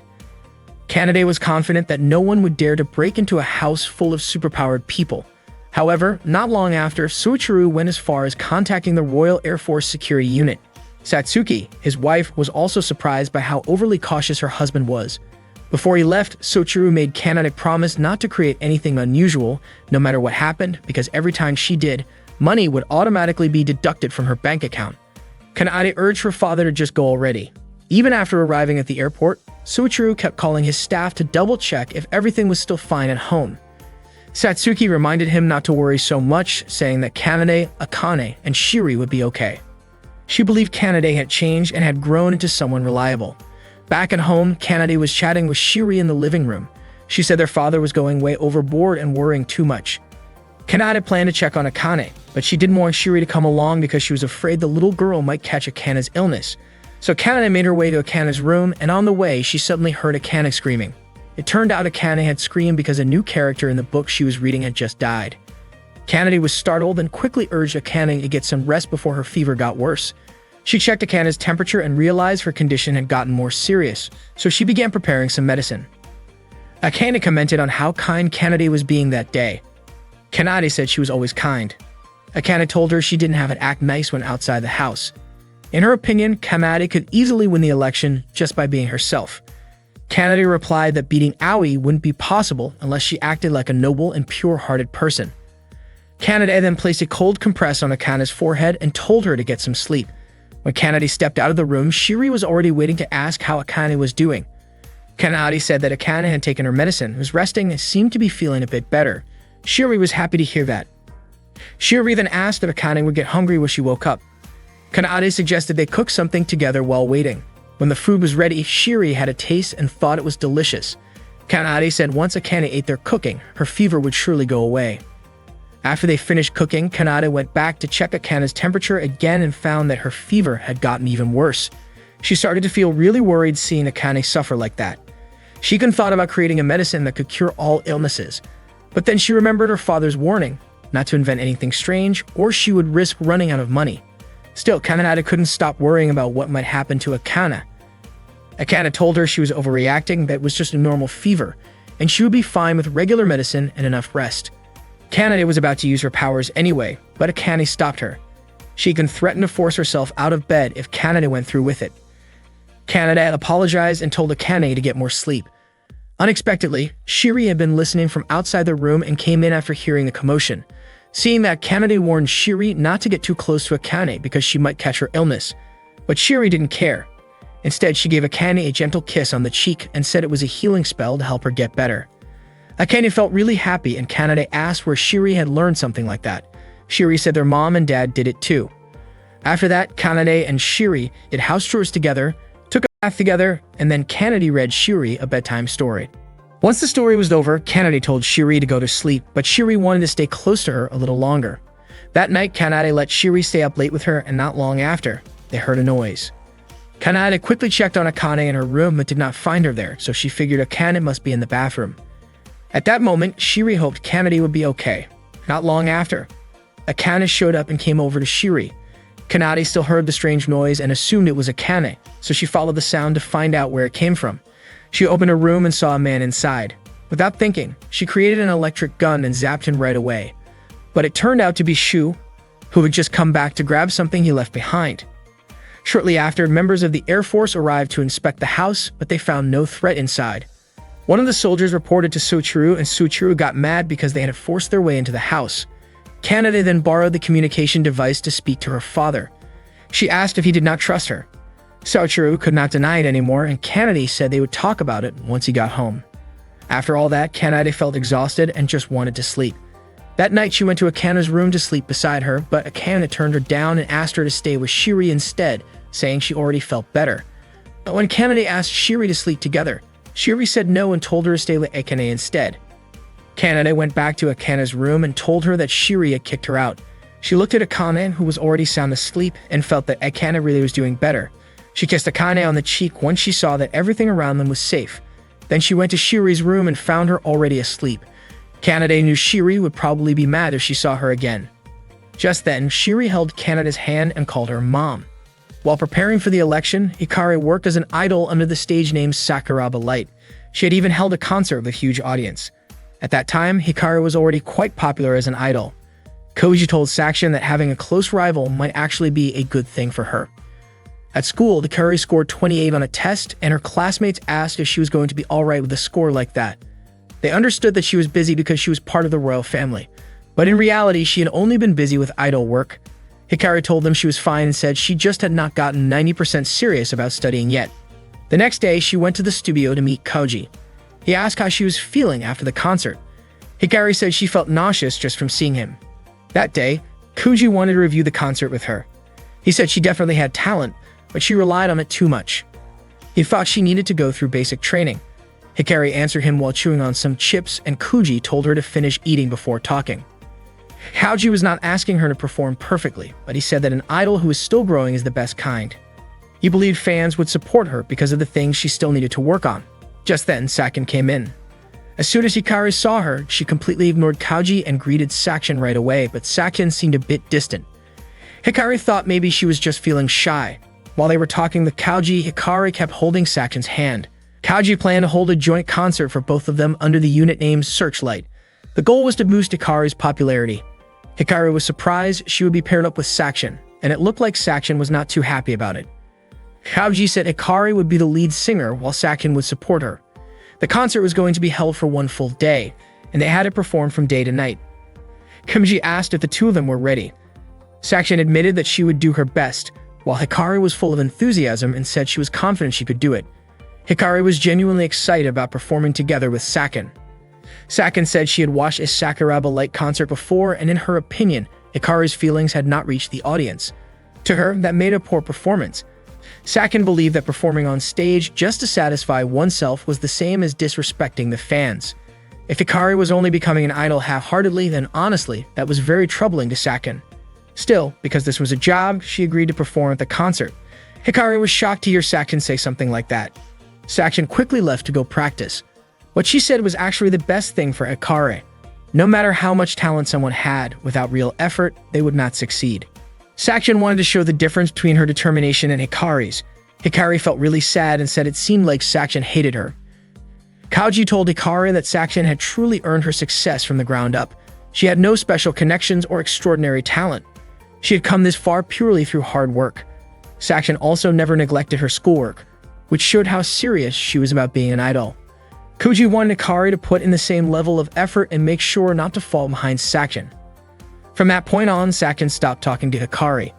Even though they trained together, Sakin kept her distance and refused to get close to her. Hikari believed that if she gave her all, she could eventually connect with Sakin. That night, while Hikari was studying, Akane asked if she could come to the concert. Hikari said she could. Akane then asked Hikari to introduce her to Sakin, but Hikari refused and told Akane to do it herself. Hikari didn't want Akane to get close because she didn't want anyone to find out about her job. She wanted to give everything she had purely as herself. Because Hikari kept working hard at her studies, she scored a 96 on her exam. Her classmates praised her and said she was amazing. The day before the concert, Sakin was reminded to take a break, but she refused to rest because she hadn't yet perfected the choreography. She wanted to prove to Hikari that effort could surpass talent. The day of the Sakuraba Light and Sakin joint concert finally arrived. Right before the performance, Sakin told Hikari that the concert was meant to boost Hikari's popularity, so she wouldn't get in Hikari's way. Still, she said she wasn't singing for Hikari's sake. She was doing it for herself and for the fans who came to see them. She wanted to make the concert her own. Hikari said she would give it her all as well and invited Sakin to join her in pouring everything they had into making it the best concert ever. Sakin realized that Hikari might have misunderstood her and started to feel a bit foolish for how she had acted. That day, both Hikari and Sakin gave their absolute best during the concert. While they were taking a break, Kuji praised them both, saying their performance had been stunning and that it was the best concert ever. He asked them to keep that same energy for the evening show. At that moment, Sakin looked exhausted, but the show had to go on. They returned to the stage. Performing 2 concerts in one day was definitely tough for Sakin, and she found herself wondering how Hikari could still have so much energy. She guessed maybe it was talent, but more than that, it seemed like Hikari was just working incredibly hard. In other words, she was someone with talent who also put in a lot of effort. Sakin pushed herself to try to go even higher than Hikari. Unfortunately, during one of her jumps, she fell. She had twisted her ankle and needed medical attention. Hikari asked if Sakin was okay. Sakin said she was fine and that it was just a small issue. Kobuji told her not to perform anymore that day because it would be dangerous to continue, but Sakin insisted that she was okay. Still, Kuji refused. He was worried that her condition would get worse if she kept pushing herself. He told her that her fans would definitely understand how hard she had worked. Then Kuji asked Hikari to improvise and carry on the rest of the concert alone. Hikari was definitely surprised to hear that. It might have sounded unreasonable, but Kuji had put his hopes in her. She agreed without hesitation and quickly headed to the stage, greeting the audience with full energy. Meanwhile, Sakin was watching her from the monitor backstage. At one point, Hikari stumbled during a jump and fell, but she got up right away and playfully admitted that she had messed up. She continued performing with so much enthusiasm, even shouting Sakin's name and telling her how hyped the crowd was. After the concert, Sakin apologized to Hikari for saying harsh things to her earlier. She realized that she had been performing only to satisfy herself and had ended up disrespecting the audience. Hikari told her that wasn't true and admitted that she herself could be lazy sometimes. Sakin acknowledged that Hikari's performance had been amazing, but Hikari pointed out that she had fallen on stage. Sakin said that what really mattered was having fun. Hikari then explained that being an idol isn't about being perfect. Even when things aren't perfect, it's important to do your best, because fans want to see that effort. Sakin thanked her and admitted she had misjudged Hikari. A little shyly, she asked if they could be rivals and friends. Hearing that, Hikari was touched and gave her a big hug. Not long after, Koji showed up and said there was someone suspicious hanging around near the dressing room. He also mentioned that this person moved in an unusual way, as if gravity didn't apply to them and none of the staff could catch them. Hikari immediately suspected it was Akane. That day, autumn had finally arrived and Hana felt like she was dreaming as she walked home from school with Shu. She admitted she had sometimes wondered if Shu was just an illusion, and there were moments when she started feeling uneasy. Suddenly, Shu disappeared. That same day, Aoi went home from school with Nano, Uzuki, and Shizuru. She was wearing glasses and a mask because of her pollen allergy, and the others reminded her to be careful. Meanwhile, Akane was floating in the air, feeling puzzled as she watched Kanade keep creating small stones. It turned out Kanade was doing it simply because the pebbles were free. Haruka was busy predicting the weather. There was an 85% chance it would be sunny tomorrow, and about a 60% chance it would be cloudy the day after. At that time, Hikari was getting frustrated with Misaki's 7 clones, but Misaki couldn't return them just yet. Even Teru was doing his best not to break anything. Shiori said the table didn't like having hot food placed on it, and the chair felt tormented from being sat on all the time. Not long after, Aoi got home and saw that her siblings had lost control. Shu arrived and asked why everyone was acting that way, but then quickly teleported again. Satsuki told all of her children to go back to their rooms and said she would call them once dinner was ready. While in their room, Hikari asked Akane if things would be back to normal tomorrow. Akane said it was possible, since these kinds of breakouts usually lasted only a day. Hikari was relieved because she didn't have any plans for tomorrow. At that moment, Akane was still floating and even struggled to reach for her phone. She finally managed to open it and saw a message from Hana asking for help. Although she really didn't want to leave the house, Akane headed to the park, hoping nothing bad would happen. She wanted to meet Hana even though being alone with her made her nervous. Still, she knew she had to push past the anxiety, because if she stayed nervous every time she met Hana, she wouldn't be able to focus on the election activities. Before long, Hana showed up and apologized for being late. She asked if Akane had been waiting long. Akane said she had just arrived. However, because her powers were out of control, she opened a can of soda with too much force. Hana thought Akane was angry, but Akane reassured her that she wasn't and that it was just an accident. She explained that her powers were acting up because of a breakout, something unpredictable that caused her and her siblings to lose control of their abilities. Hearing that, Hana started to understand why Shu had suddenly vanished the day before. Akane guessed that maybe Shu had lost control of his teleportation. If the symptoms got worse, they might have to be quarantined until they recovered. That day, Akane said she was doing okay. She could still manage her powers as long as she stayed focused. But she had just started floating again because she lost focus. Hana apologized for reaching out at a time like that, but Akane said she really didn't mind. Hana asked if Akane could listen to her for a bit. The place she had in mind was kind of popular, so it was a little crowded. Akane told her it was no problem. She had already made up her mind to become the next ruler. Unfortunately, a girl soon walked up and greeted Akane, which made her so embarrassed that she quickly hid behind Hikari. She felt like she shouldn't let herself get scared in front of others. Akane admitted that Hana's message the day before had caught her off guard. Hana apologized, explaining that she didn't mean to send it. She hadn't even typed anything yet. She told Akane that Shu once said if there was something too hard to say, then maybe she should talk to Akane about it. Shu had even given her Akane's email address. Akane asked why Hana wanted to talk to her in particular. Hana replied that she had never talked to anyone else about Shu, not even her best friends. She felt that Akane was the most understanding person when it came to their situation. Akane then asked if Kanade was in the same class as Hana. Hana said yes, but she also admitted that Kanade seemed a little intimidating and had a kind of scary aura. She didn't feel comfortable telling anyone else about it because she lacked confidence. Someone like her walking next to someone like Shu felt wrong. She didn't think she deserved it, especially since Shu probably had a lot of female fans, and that could even affect his chances in the election. Actually, Akane thought only Hana liked Shu. Hana admitted that she didn't want to stand in Shu's way even though she had already confessed her feelings. Akane understood that it might be difficult for an ordinary person to get involved with a royal family. Suddenly, people nearby started gathering and staring at Akane. She felt very embarrassed and asked Hana if they hadn't arrived yet. Hana suggested they go to a cafe, but it turned out the cafe was very crowded and the only seats left were on the terrace. The cafe staff even offered them a place to sit if they were willing to wait. Akane declined because no matter what, she had to speak in front of many people later. She decided to go through with it anyway, thinking that eating while being watched by others was a kind of test for her. Hana and Akane talked while sitting on the cafe terrace. Hana understood the difficulties Akane was facing but admired how Akane wanted everyone to know her. Hana admitted that she was a closed-off person and couldn't impress others easily, but Shu really remembered her even though they hadn't met for years. Hana said she had been forgotten by her classmates last year, and that was why she liked Shu so much. Before long, people noticed Akane sitting on the terrace and immediately stared at her. Hana said it seemed unlikely it could stay there for long. Akane apologized even though Hana had gone out of her way to bring her out. Akane then said that's how it is being in the royal family. If Hana got involved with them, she would attract a lot of attention. So Hana would need a strong will if she wanted to marry Shu. Hana was shocked and said it was too early to talk about that since she wasn't even dating Shu yet. Hana's outburst caught the attention of nearby people, making her embarrassed and prompting her to urge Akane to eat the pastries quickly.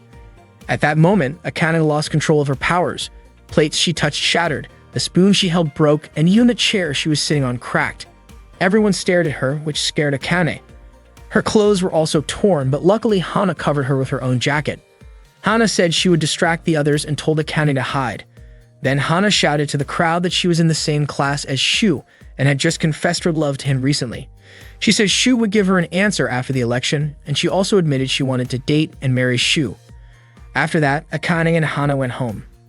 Akane thanked Hana for saving her and apologized for making Hana buy clothes for her. Hana also apologized for being the one who invited Akane out in the first place.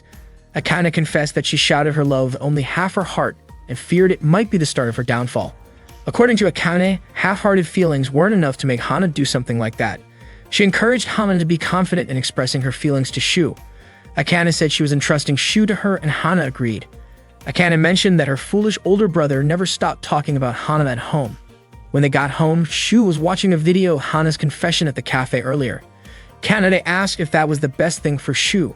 Shu said it was the best if Hana didn't mind making that announcement, even though Kanade only wanted to know what Shu was thinking at the time. Hikari felt relieved that the outburst was over but was confused by Kanade's anger. Kanade got annoyed and pinched Hikari's cheek. When Soichiro first entered high school, many people opposed him. At that time, he hadn't made any friends or talked with classmates. His classmates seemed scared, hostile, and unimpressed with Soichiro. He realized that even if the people around him were different, he would always be labeled as part of the royal family. People kept their distance, especially because there was a maid who always looked after him. The maid's name was Takada, and she followed him everywhere, even to the restroom. Takada was very enthusiastic about her job and a trustworthy person to Soichiro. However, Soichiro thought that having someone constantly following him would prevent him from making friends. That was why he tried to escape from Takada. Soichiro had climbed out of a bathroom window 17 times already. That day, he left the bathroom and headed to the school rooftop for the first time.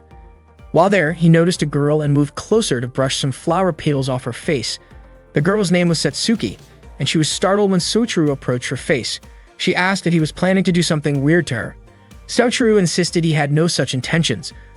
Annoyed, Satsuki told him that if he felt guilty, he should come with her. She invited him to skip school and go shopping together. Satsuki mentioned that she planned to buy a lot of things that day and that Soichiro's presence would be a big help. Soichiro's ability allowed him to read the emotional aura of others, but he didn't sense anything from Satsuki's aura. He wondered if she was not afraid of him. Satsuki found it strange that Soichiro kept staring at her, but he said it was nothing. Soichiro was surprised by how many groceries Satsuki was buying, even joking that she must have a horse to carry it all. At that moment, the shopkeeper asked Satsuki if she had brought her boyfriend. She denied it, calling Soichiro her servant instead. The shopkeeper felt like Soichiro's dull face looked familiar. Soichiro accompanied Satsuki to her house, and she invited him inside. He asked if it was an inn, but she explained it was the main building. Meanwhile, Satsuki's siblings noticed her bringing a boy home. Even though they thought she had no interest in romance, her younger brother Kana was very friendly and offered Soichiro a drink, even inviting him to have dinner with them. Her younger sister, who helped with cooking, was curious if Soichiro was Satsuki's boyfriend, but Satsuki denied it. Soichiro noticed the colors of her siblings' auras. They were full of curiosity, interest, and hope as they asked how he had grown so tall. He explained that growing big was just a matter of eating well and getting enough sleep. They all had dinner together. It turned out their parents worked late, so Satsuki and her siblings cooked dinner together.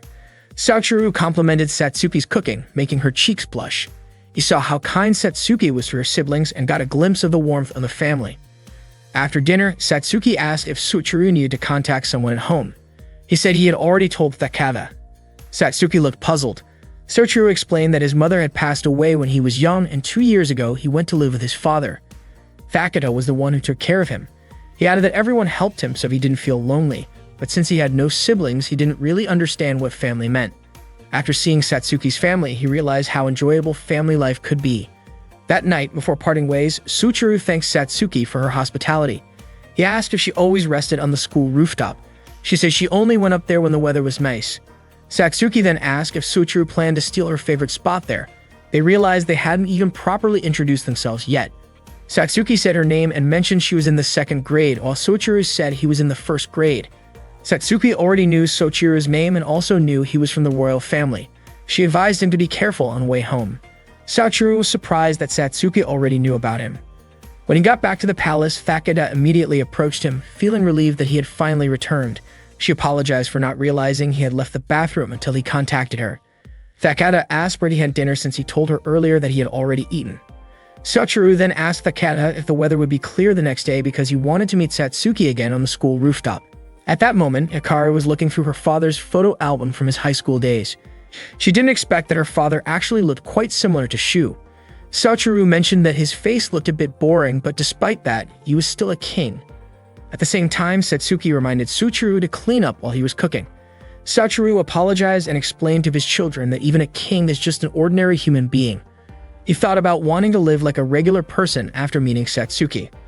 Shu said that even though they live ordinary lives, they're still the royal family who draw attention when they go out and have to participate in official events. He then asked if their father ever doubted making their mother go through all those hardships. Soichiro said that it was Satsuki who invited him to step out of his royal shell. Satsuki told him to smile widely when people greeted him and to treat others more kindly. Thanks to Satsuki, Soichiro could smile naturally, which made his face look less boring. Not only that, he also started to understand what he needed to do. According to him, a king's duty is to create a family that lives happily together. The next day, Shu asked Hana to meet him on the school rooftop. Hana didn't understand what Shu wanted to talk about and even wondered if maybe Shu found her annoying. Shu called her up, and he admitted that he still hadn't found a reason to become king. Maybe it was because he always saw Kanade wanting to be king for her own sake, but at that moment, Shu realized that he wanted to be like his father. Hana wondered if Shu was planning to separate from her because he was going to become king. Shu quickly grabbed Hana's hand and accidentally, it teleported to the North Pole. The effect of his breakout power was still lingering. Hana thought that Shu might leave her alone there. She started running, but Shu caught her hand because he wanted to say something. Hana said she knew that they would probably have to part ways and that she would distance herself from Shu. She even said she would give up on being with him. Hana admitted that she enjoyed talking and going home with him, but she felt she wasn't worthy of being with a prince and might just hold Shu back. She began to cry. Shu said that maybe he would be a burden to Hana, but to him, she was brave for expressing her feelings in front of many people. He asked if she wanted to stay by his side even if he became king, and that was the answer to Hana's confession of love for Shu. Just as they were about to hug, Hana suddenly froze from the cold. That night, a man was nearly struck by a falling steel beam from a crane. Fortunately, Akane showed up just in time to save him. She asked if he was hurt. The man thanked her for rescuing him, but Akane simply said she was doing what she believed was right. Before leaving, she told him to call for her whenever he was in trouble, because protecting the peace of the people was her duty. She used the alias Scarlet Bloom. Earlier, Akane had given a speech as part of her campaign. She said that her goal in becoming the king was to protect the peace of all citizens. Her delivery was shaky and nervous, and Aoi kept cheering her on. Not long after, a TV crew arrived to cover her speech. Akane looked terrified and couldn't hide how embarrassed she felt. Aoi told her it was actually a good thing. This way, everyone could hear her speech on TV. Akane said that if she became the king, she would abolish the rule about surveillance cameras so everyone could live peacefully and freely. But she quickly turned her back to the crowd, unable to handle all the eyes on her. Aoi continued to encourage her and asked her to keep going with her speech. The people in front of her started cheering and clapping. Overwhelmed by embarrassment, Akane ran away. That night, their siblings were watching a movie called Rose Typhoon. That gave Aoi an idea to turn Akane into a masked hero. She shared the idea with Kanade. According to Aoi, if Akane's identity was hidden, she might be more willing to help people. Plus, if she revealed her identity later on, it could skyrocket her popularity. Aoi was also worried that Akane's personality might not change and that she would continue to struggle. She knew Akane was trying hard in her own way, but Aoi believed that having experiences where she could act bravely in front of people would help her build confidence little by little. Kanade went to get a pair of disguise glasses. When more, these glasses made it so others couldn't recognize the person. Kanade suggested that it would be better for Akane to wear the glasses rather than going full-on masked hero. Aoi thanked Kanade for taking the trouble to make them. She hadn't expected Kanade to bring the glasses all the way from her room. Kanade explained that in order to reduce production costs, the glasses' disguise effect would only work while Akane was wearing them. However, their effectiveness would be weaker around people who already knew about the glasses' function. After that, Aoi gave the glasses to Akane and explained how they worked. To test them out, she brought Akane to Shu and asked if he recognized the girl with the glasses. Shu, who had already been told about the glasses by Kanade, said he didn't know her. He even said she looked cute. Then Aoi brought Akane in front of Teru and Shiori and asked if they recognized the girl with the glasses. Both of them said no. It turned out Kanade had already warned Teru to pretend not to recognize Akane when she wore the glasses, saying the lie was for the sake of justice. After Shiori lied and said she didn't recognize her, she started crying. Teru said that maybe Shiori was scared because a stranger suddenly appeared in their house. Akane then took off the glasses and Shiori immediately hugged her. Akane apologized for scaring her. After that, the masked hero plan officially began. The next day, a little girl's cat got stuck in a tree. Hajime and his friend couldn't help because it was too high. Not long after, Akane showed up to rescue the cat. Hajime recognized her, but Akane insisted she was Scarlet Bloom. Hajime's friend asked if Akane was cosplaying, but Hajime played along and encouraged him to just believe that Scarlet Bloom had saved them. They both thanked Scarlet Bloom for the help. From that moment on, Akane continued helping people. She retrieved balloons, caught criminals, and even saved a stranded whale. She felt happy because she was truly enjoying her life. During one of her heroic moments, Hajime joined a group of Akane's fans in cheering her on, all of them chanting Scarlet Bloom's name. That night, Aoi and Misaki asked Haruka how people online were reacting. Haruka told them that Scarlet Bloom was trending and getting a lot of attention. Aoi was happy to hear that everything was going smoothly. News about Scarlet Bloom saving the whale even aired on television. Later, the TV announced the updated rankings of the Sakurada children. Akane's rank had gone up to 3rd place, while Kanade stayed in 2nd. Akane was really happy that her rank improved since becoming Scarlet Bloom. She wondered how her rank could rise even though she was hiding her identity. Aoi was confident that Akane's speech was the reason behind it, but Akane still seemed unsure. Shun recalled how, when they were younger, Akane used to say she wanted to protect the peace in their town. Teru added that Akane was really cool. Shu then mimicked a younger version of Scarlet Bloom, which made Akane feel embarrassed.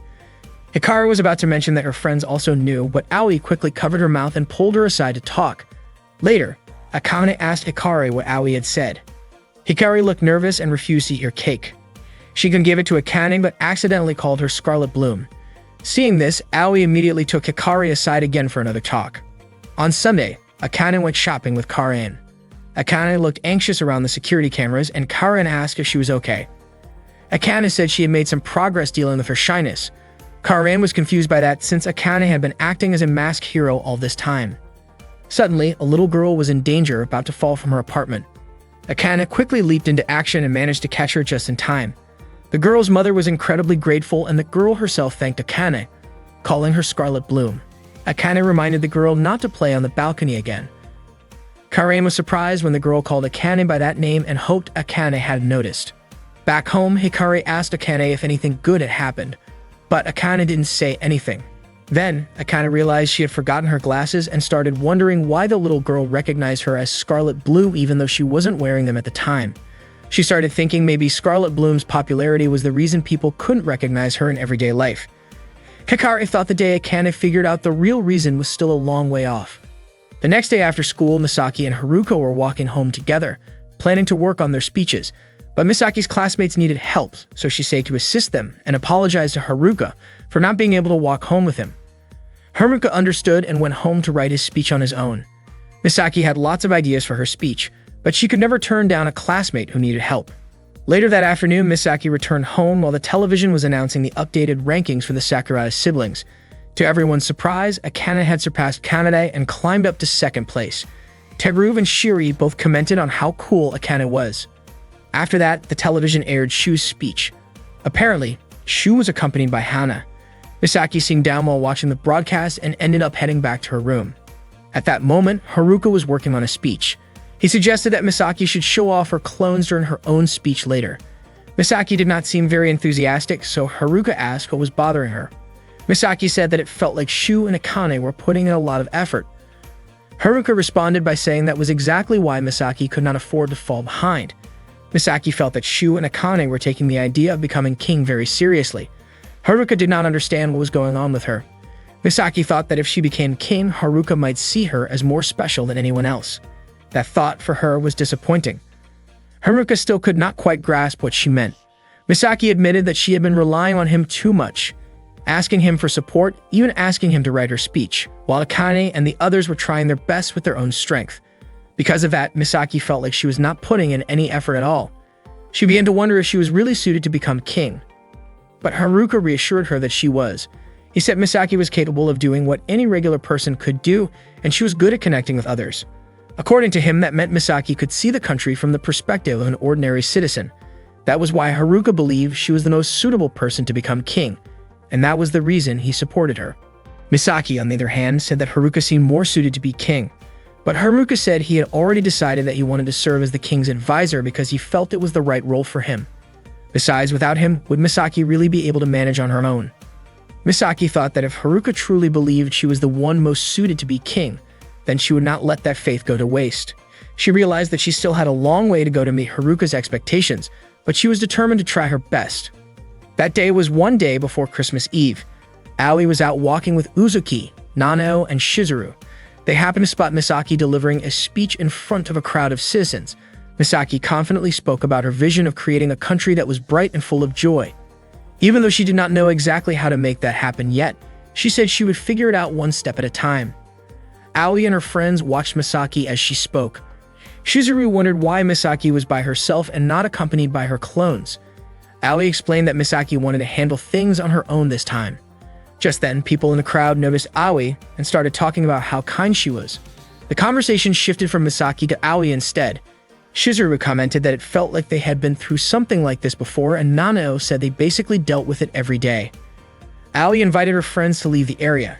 She apologized for the situation earlier, but her friends already understood and did not mind at all. Aoi then invited them to go out for tea, but Nanao turned her down, saying a senior from work had called her in. Aoi said they could wait for her, but Nanao mentioned that she also had a club meeting after that. She quickly said goodbye and left. Aoi noted how busy Nanao seemed. Shizuru, however, apologized and said she had something to take care of. When Aoi asked if Shizuru had work too, she denied it and left quickly. Aoi then turned to Uzuki, but Uzuki said she needed to deliver medicine to her aunt. Aoi was surprised, saying she did not even know Uzuki had an aunt. Uzuki apologized and quickly headed off as well. Akane finally enjoyed her tea alone. She felt guilty because all three of her friends had their own plans, yet she had asked them to hang out. Aoi reflected on how the four of them had become such a big part of each other's daily lives. She thought that if she ever became queen in the future, moments like these might not continue. Being around her friends might become burdensome, and if she were the one to invite them out, they probably wouldn't be able to turn her down. Aoi didn't think she had the right to hold them back just so they could be with her. She tried to calm herself down, reminding herself that she also needed to grow up and become more mature. Suddenly, she received a message from Shizuru saying her plans had been canceled and she invited Aoi over to her house. Aoi immediately headed there. Shizuru welcomed her by saying that Aoi belonged to her for the day. She asked Aoi to wait outside for a bit since her room was a mess. Aoi figured there must be something in the room that Shizuru needed to hide. It had been a while since Aoi had last gone into Shizuru's room. Not long after, Shizuru sent her a message telling her to come in. Aoi stepped into the room, which was dimly lit. Then Shizuru, Uzuki, and Nanao suddenly surprised her with a birthday celebration. They knew that Aoi usually spent her birthday with her family, so they decided to celebrate it a little early, just once, so they could do it together. Aoi burst into tears and thanked her friends sincerely. Shizuru hugged her and asked her to take off her shoes. In that moment, Aoi realized that everyone has their own version of happiness, and hers was being with these three friends. She wished she could hold on to that happiness forever. That day, Aoi was genuinely happy to celebrate her birthday with her closest friends. Later that night, Akane gathered her siblings to plan another birthday celebration for Aoi, just like they did the previous year. Aoi's birthday happened to fall on Christmas Eve, and Akane divided the tasks and responsibilities among them. Misaki offered to call in her clones in case they didn't have enough people. Aoi reminded everyone to make sure she didn't find out about the surprise. Unfortunately, she overheard everything through the door. That day, the television broadcast reported that Aoi was still leading the Sakurada siblings in the polls, while Kanade and Akane continued to compete for second place. At that moment, Kazusa was watching TV with Sakin. Kazusa admitted that she planned to vote for Aoi in the upcoming election, then asked Sakin who she would vote for. Sakin confessed that she wasn't interested in the election at all, saying that no matter who won, it wouldn't really make a difference. In her view, the royal family could live without worrying about their future. Whatever they did, their lives were already set, and they lived them without hardship. She even believed that if one of the Sakurada siblings decided to become an idol, they could instantly become number one without putting in much effort. Sakin said this wasn't because she was jealous or envious of the royal family. Meanwhile, Akane kept watching Sakin's concert on TV. She was a big fan and wished she could meet Sakin in person. Hikari then suggested that Akane should just go to one of Sakin's concerts. Akane admitted she really wanted to talk to Sakin. Hikari asked why she didn't just use her royal status to do so, but Akane felt that doing that would be abusing her power, although she considered that maybe it would be okay just once. That day, Kuji informed Hikari that it might be time to reveal the true identity of Sakuraba Light to the public. He described Sakuraba Light as a young and energetic idol who had burst onto the scene like a comet and captured a lot of attention. If people found out that Sakuraba Light was actually a member of the royal family, it would have a huge impact. Once fans of both Sakuraba Light and Sakurada Hikari united, Hikari's support in the election would definitely skyrocket. In the next concert, Sakuraba Light would stop performing and fully embrace the role of royal idol Hikari. Hikari remained silent, clearly still unsure about everything. Kaji noticed and encouraged her to speak up if something was bothering her. He was a bit surprised to see that Hikari was absent-mindedly picking at her cuticle while they were in the middle of such an important conversation. On that same day, Sakin reflected on how much she had enjoyed her life as an idol. She always gave it her all. However, she felt that somehow her efforts seemed even more polished lately, perhaps because Sakuraba Light had raised the standard. Just as she was about to enter a room, she overheard Kaji saying that Sakuraba Light would be retiring after the next concert.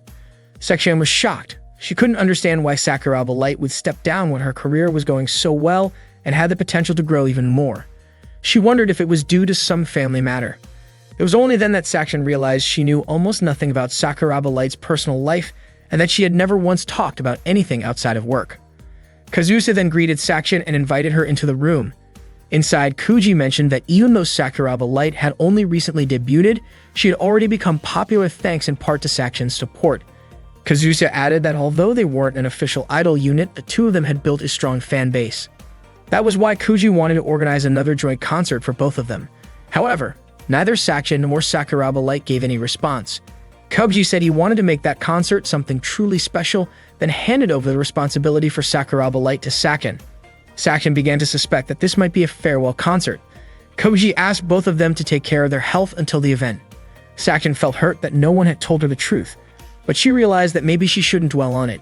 After all, if Sakuraba Light had her own reasons, then Sakin had no right to question them. She had always worked alone anyway, so she figured everything would just return to how it used to be. A few days later, Kazusa informed Kaji that she had come down with the flu. Kaji told her not to come in until she recovered.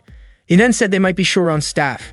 Hearing that, Hikari mentioned that she knew someone who could help for free. The next day, Kaji introduced Akane to Sakin. Akane would be temporarily filling in for Kazusa under the name Akaji. Akane greeted Sakshan and said she would do her best to help. Sakin shook her hand, and Akane lit up with joy. Earlier, Hikari had offered the job to Akane. She told her that if Akane used her powers to change her appearance, they could keep her identity hidden. However, Akane refused to let Hikari change her looks. She preferred to rely on her trusty disguise glasses instead. When Hikari brought Akane to Kaji, Kaji treated Akane like a princess. He felt honored that Akane was willing to help him. Hikari asked Kuji not to behave that way, and Akane also said she actually felt uncomfortable when Kuji was so polite to her. Koji then called Akane a humble princess. That day, Hikari and Sakin practiced together, and Akane realized that Hikari had been working hard without anyone knowing. Hikari was still thinking about Akane and what might happen after she revealed her identity to everyone. At that moment, Sakin pointed out a mistake in Hikari's practice. Sakin ran out of drinking water and wanted to go to the convenience store, but Akane offered to buy it for her. Sakin refused because she also wanted to get some fresh air. After Sakin left, Akane asked Hikari if Sakin seemed nervous. Hikari said that Sakin was just very professional. When Sakin got to the convenience store, she realized she forgot her wallet and only bought bottled water. Sakin felt like she needed to focus more. Meanwhile, Koji met with Hikari to discuss revealing her identity to the public, but Hikari decided against it. She realized why she became an idol in the first place. At first, she became an idol for election purposes, but over time, being an idol gained a special meaning for her. She had fans, people who supported her, and she learned the importance of hard work. So everything she did was for Sakuraba Light and her fans, and she did not want to use it for anything else. Sakuraba Light could only be there thanks to her fans. Koji understood and said he would respect whatever Hikari wanted. Hikari thanked him and asked how she should tell everyone at the office who had supported her, especially Sakin. Koji suggested they think about it calmly, not knowing Sakin was overhearing them. At home, Hikari asked Aoi what she thought about a lie becoming the truth if it was kept hidden forever. Aoi said it depended on who Hikari told, but if she kept lying to herself, it would always be a lie. The next day was the second Searchlight concert. Koji asked Hikari and Sakin to shine brightly during the concert. Akane noticed the atmosphere seemed awkward and thought she should help change it. She encouraged them by promising to treat them to Katsudan after the concert. During the concert preparations, Sakin still could not believe that Sakuraba Light was actually Hikari. She still did not understand why Hikari chose not to reveal her identity. Hikari was deep in thought, and Akane asked if she was okay. Hikari looked enthusiastic and said she was an idol and had to entertain her fans. Before the concert started, Hikari decided to tell Sakin something. However, Sakin asked her to wait until after the concert, but Hikari refused because she felt she could not perform well if she kept holding it in. Hikari said there was something she had been hiding and was unsure about revealing, but she really wanted Sakin to know. She then told Sakin her true identity. Sakin asked why Hikari had been hiding it from her. Hikari said she was afraid of Sakin's reaction and did not want her to misunderstand her feelings after all the time she had been an idol. Sakin called her foolish and said she did not want Hikari to underestimate her because she could tell if Hikari was serious or not. Sakin even said she did not care if Hikari was from the royal family. What mattered most was that Sakin had seen Sakuraba Light up close, so no matter who she was, Sakin only knew her as Sakuraba Light. Sakin then took Hikari's hand and encouraged her to do their best in the concert because their fans were waiting. Hikari had already found what she wanted to do and had the determination to keep it. Akane even felt a little jealous of her. That night the concert went well. Hikari and Sakin succeeded in entertaining the audience. The next day, as usual, Kanade was friendly to the townspeople while walking along the street. She had drawn the task of doing the weekend shopping. Kanade thought she should buy vegetables first, then get the meat to prevent it from spoiling quickly.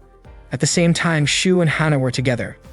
Hana was organizing Shu's campaign schedule and told him about a handshake and talk event happening that afternoon. When Shu and Hana passed by Kanade, she quickly lowered her face so they wouldn't notice her. At that moment, a vendor asked Kanade what she wanted to buy. She said she wanted 900 grams of roasted beef shoulder. Then she noticed a pair of twins who were inviting their mother to go to the park after playing. The twins were very close, reminding Kanade of her childhood with Shu. Back then, after Kanade's castle collapsed, injuring Shu and Akane, they were immediately taken to the hospital. Akane didn't remember much about the incident, and nothing unusual happened to her body after the accident. However, the accident had a serious impact on Shu's legs, which definitely affected his daily life. The doctor apologized because modern medicine couldn't do much to help. Soichiro was grateful that both Akane and Shu had been saved. Kanade overheard the doctor saying that if she created something that exceeded the budget of her bills, she would have to offer another asset as collateral. The doctor guessed that part of her castle had been taken as collateral. Kanade regretted losing something so valuable. Since then, she vowed to sacrifice her whole life to get it back, and she believed she had to win the upcoming election. Soon after, Shu appeared and surprised the vendor. He was about to buy sausages. Shu reminded Kanade not to buy anything unnecessary. Kanade asked about Hana. Shu said that because the weather was bad, he had teleported her home. Kanade called him foolish, saying that since the weather was like that, it would have been better to walk her home. Shu walked home with Kanade and offered her the option to teleport for a faster trip, but Kanade wanted to walk and greet the townspeople because it could help her image for the election. Shu wondered if Kanade wanted to become the ruler to heal his legs using the national budget as collateral. He told her he didn't want that because he didn't want Kanade to sacrifice her life for it. Besides, Shu could teleport himself, so he was content and truly enjoying his life. Kanade realized that Shu seemed happy, and she felt she needed to stay close to Hana. Shu was puzzled why Kanade mentioned Hana like that. He explained that besides being Shu's twin, Hana was also their older brother, so he knew what Kanade was thinking. But Kanade didn't believe him because she didn't understand Shu's thoughts either. Shu asked Kanade to forget about it since it was just the past, but Kanade couldn't forget. Kanade wondered why Shu had never said this before and why he acted like an older brother that day. Shu said it was because he was her older brother, but to Kanade, they were only half an hour apart. Even so, for Shu, he was still the older brother and Kanade was the younger sister. Kanade still couldn't follow Shu's words. Shu reminded her that their quarrels could negatively affect the public. Kanade got upset and ran away. At that moment, a strong wind blew, causing a piece of metal to fall from the crane above her. Kanade was right underneath it, but fortunately, Shu managed to save her using his teleportation ability. Shu felt grateful that he was able to protect Kanade. Kanade was puzzled why Shu was still the same as before, not valuing himself. Shu called her foolish because, as an older brother, it was only natural to sacrifice himself for his younger sister. No matter what happened, Shu would always protect Kanade. Even if she hated him, he would keep saving her, even at the risk of his own life. Therefore, it was better for the younger sister to just stay quiet and let her older brother take care of her. Shu said that older brothers and younger sisters were not equals. He asked Kanade to depend on him because that was the role of a younger sister. Kanade then cried and hugged Shu tightly. After that, Kanade felt calm and Shu carried her. Kanade felt embarrassed and asked him to put her down. Shu said that was her punishment for not obeying him. He added that he was carrying her without using any of his powers. He also told Kanade to stay true to herself and not aim to become king just for his sake. Kanade promised she wouldn't become king for Shu, but for herself. She said she would build a dictatorship and then show Shu how to run the country. She was confident that she would not lose in the next election. The royal election was set to be held next month. That day, Kanade headed to school and her friends warmly greeted her. She responded to their greetings with a smile. They told her they were planning to vote for her. Kanade reminded them that the election was still a month away and asked them to think things through carefully before making a decision. They mentioned that Kanade seemed different lately, more approachable than before. In the past, even when she smiled, she felt hard to approach, but now that invisible wall around her seemed to be gone. Later that afternoon, Misaki and Haruka, along with Misaki's clones, were helping clean up around the park. Akane and Karen happened to see them. An elderly man thanked Misaki for her help, and she happily replied that cleaning up gets done faster when people work together. Karen said she often saw Misaki, Haruka, and the clones lending a hand in different places. Just then, Hana greeted Akane from a car. Akane walked over and asked if Shu was going to give a speech. Hana said he was speaking at the park's north gate. Shu asked Hana if she ever got a break, and she replied that they still had 3 more places to visit that day. After that, Hana said goodbye to Akane. Akane realized how hard everyone was working. Karen gently held Akane's hand and told her that she was trying hard too. That night, the Sakurada siblings gathered in the TV room talking about their speech experiences. Hikari says she felt like she should give a speech too, as a final push. She asked Haruka if he had any advice for her. Seeing that, Akane noticed Hikari was starting to take the election more seriously. Hikari told Haruka that she really wanted to take first place in an Idol Music Awards show. That's when Akane realized the speech Hikari had in mind wasn't for the election at all. Later that night, the Sakurada kids watched TV together to check the latest royal election rankings. Aoi was still in first place with Akane close behind in second. Misaki pointed out that Aoi really was amazing. Despite never giving a speech or doing public appearances, she always stayed at the top. Misaki realized just how popular Aoi truly was. The news reported that Akane had given her 100th speech earlier that week. Akane was super embarrassed seeing the clip of her speech aired on TV. She was surprised she still looked nervous even after doing it 100 times. Kanade was in 3rd place and Misaki followed at 4th. Shu ranked 5th, Hikari 6th, Shiri 7th, Haruka 8th, and Teru 9th. Shu's rank had improved compared to before. Kanade mentioned that even though she and Misaki had swapped places, not much had actually changed. Haruka suggested that might be because Misaki had been actively campaigning. Instead, she was just helping people out wherever her campaign stops happened to be. Akane mentioned Misaki helped clean up the park earlier that day. Haruka added that the day before, Misaki helped someone move, and 2 mornings ago, she was helping unload fish at the fish market. 2 weeks earlier, she had also been handing out tissues at a shopping center. Misaki explained she just stepped in whenever she saw someone struggling. Haruka said she had good instincts and encouraged her to just keep doing whatever felt right. Aoi agreed, saying if Haruka believed in her, then it had to be true. Misaki smiled and admitted that she felt the same. At that moment, Shu came home. Kanade asked if he wanted dinner, but Shu said he had already eaten and had also dropped Hana off. Kanade asked if Hana managing his speeches and campaign schedule was helpful. Shu said it definitely was, especially since his ranking had improved. Teru, on the other hand, looked frustrated. While the others were steadily moving up, he had only gained a single point that month. Hearing that, Misaki, Akane, and Hikari told him that even a 1-point increase was still progress. Teru asked if they were genuinely happy because he was still so far behind, or if they just felt sorry for him since he couldn't seem to win. He admitted he really wanted to become a great king and protect the things that mattered to him. He then questioned whether his powers were still not enough. At that moment, Shiri held Teru's hand and told him that he was always full of spirit. When Teru heard that, he replied by saying it was a bitter truth. Haruka mentioned that while getting a lot of votes was important, what mattered more was understanding the weight of the votes given to them. He believed Teru's appreciation toward each individual would make a big difference in the final vote count. In 5 or 10 years, a single vote could turn into 10,000 voices from the people. Hearing that, Teru was happy. He asked Haruka if he could tell something like that because of his special power, but Haruka denied it. Akane then asked Haruka for some advice. Haruka told her she should stop getting nervous during speeches. Hikari asked why Akane disliked being in the spotlight. Misaki remembered that when Akane was younger, she had no problem being around lots of people. Kanade then said there was a reason for that. Everyone tried to stop her from saying anything, but she had already decided to face the issue. Kanade began to explain. At that time, Akane was older than Teru, and there were no surveillance cameras in the city yet. Little Akane used to always say that she would protect the peace of the country, to the point that Shu got tired of hearing it and told her she was not a Power Ranger. Akane said that did not matter because she would defeat bad people with her powers. Shu reminded her that their mother once said Akane was a little careless when using her powers.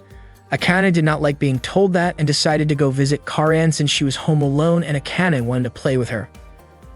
Unfortunately, when Akane was about to leave the house, she was stopped by an RHS officer who had been ordered to escort her whenever she went out. Akane said she just wanted to play at her friend's house, but the officer insisted on accompanying her because she had not been very careful with her powers lately, and the king was deeply concerned about her. In the end, Akane reluctantly agreed to be escorted. At that point, Akane thought that if she showed up with those intimidating bodyguards, Karan would definitely get scared. So she set a trap for the guards and slipped away to Karan's house.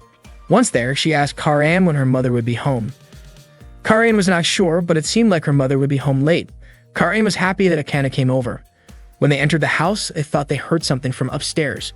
Akane asked if someone was inside, and Karan guessed that maybe it was her father. But when they entered the room, they saw a stranger inside, most likely a burglar. When the burglar moved toward them, Akane quickly grabbed Karan's hand and shut the bedroom door. To their surprise, another burglar was downstairs. Akane pulled Karan into another room. Karan was extremely scared, but Akane calmed her down. 2 burglars opened the door and Akane threw stuffed animals at them.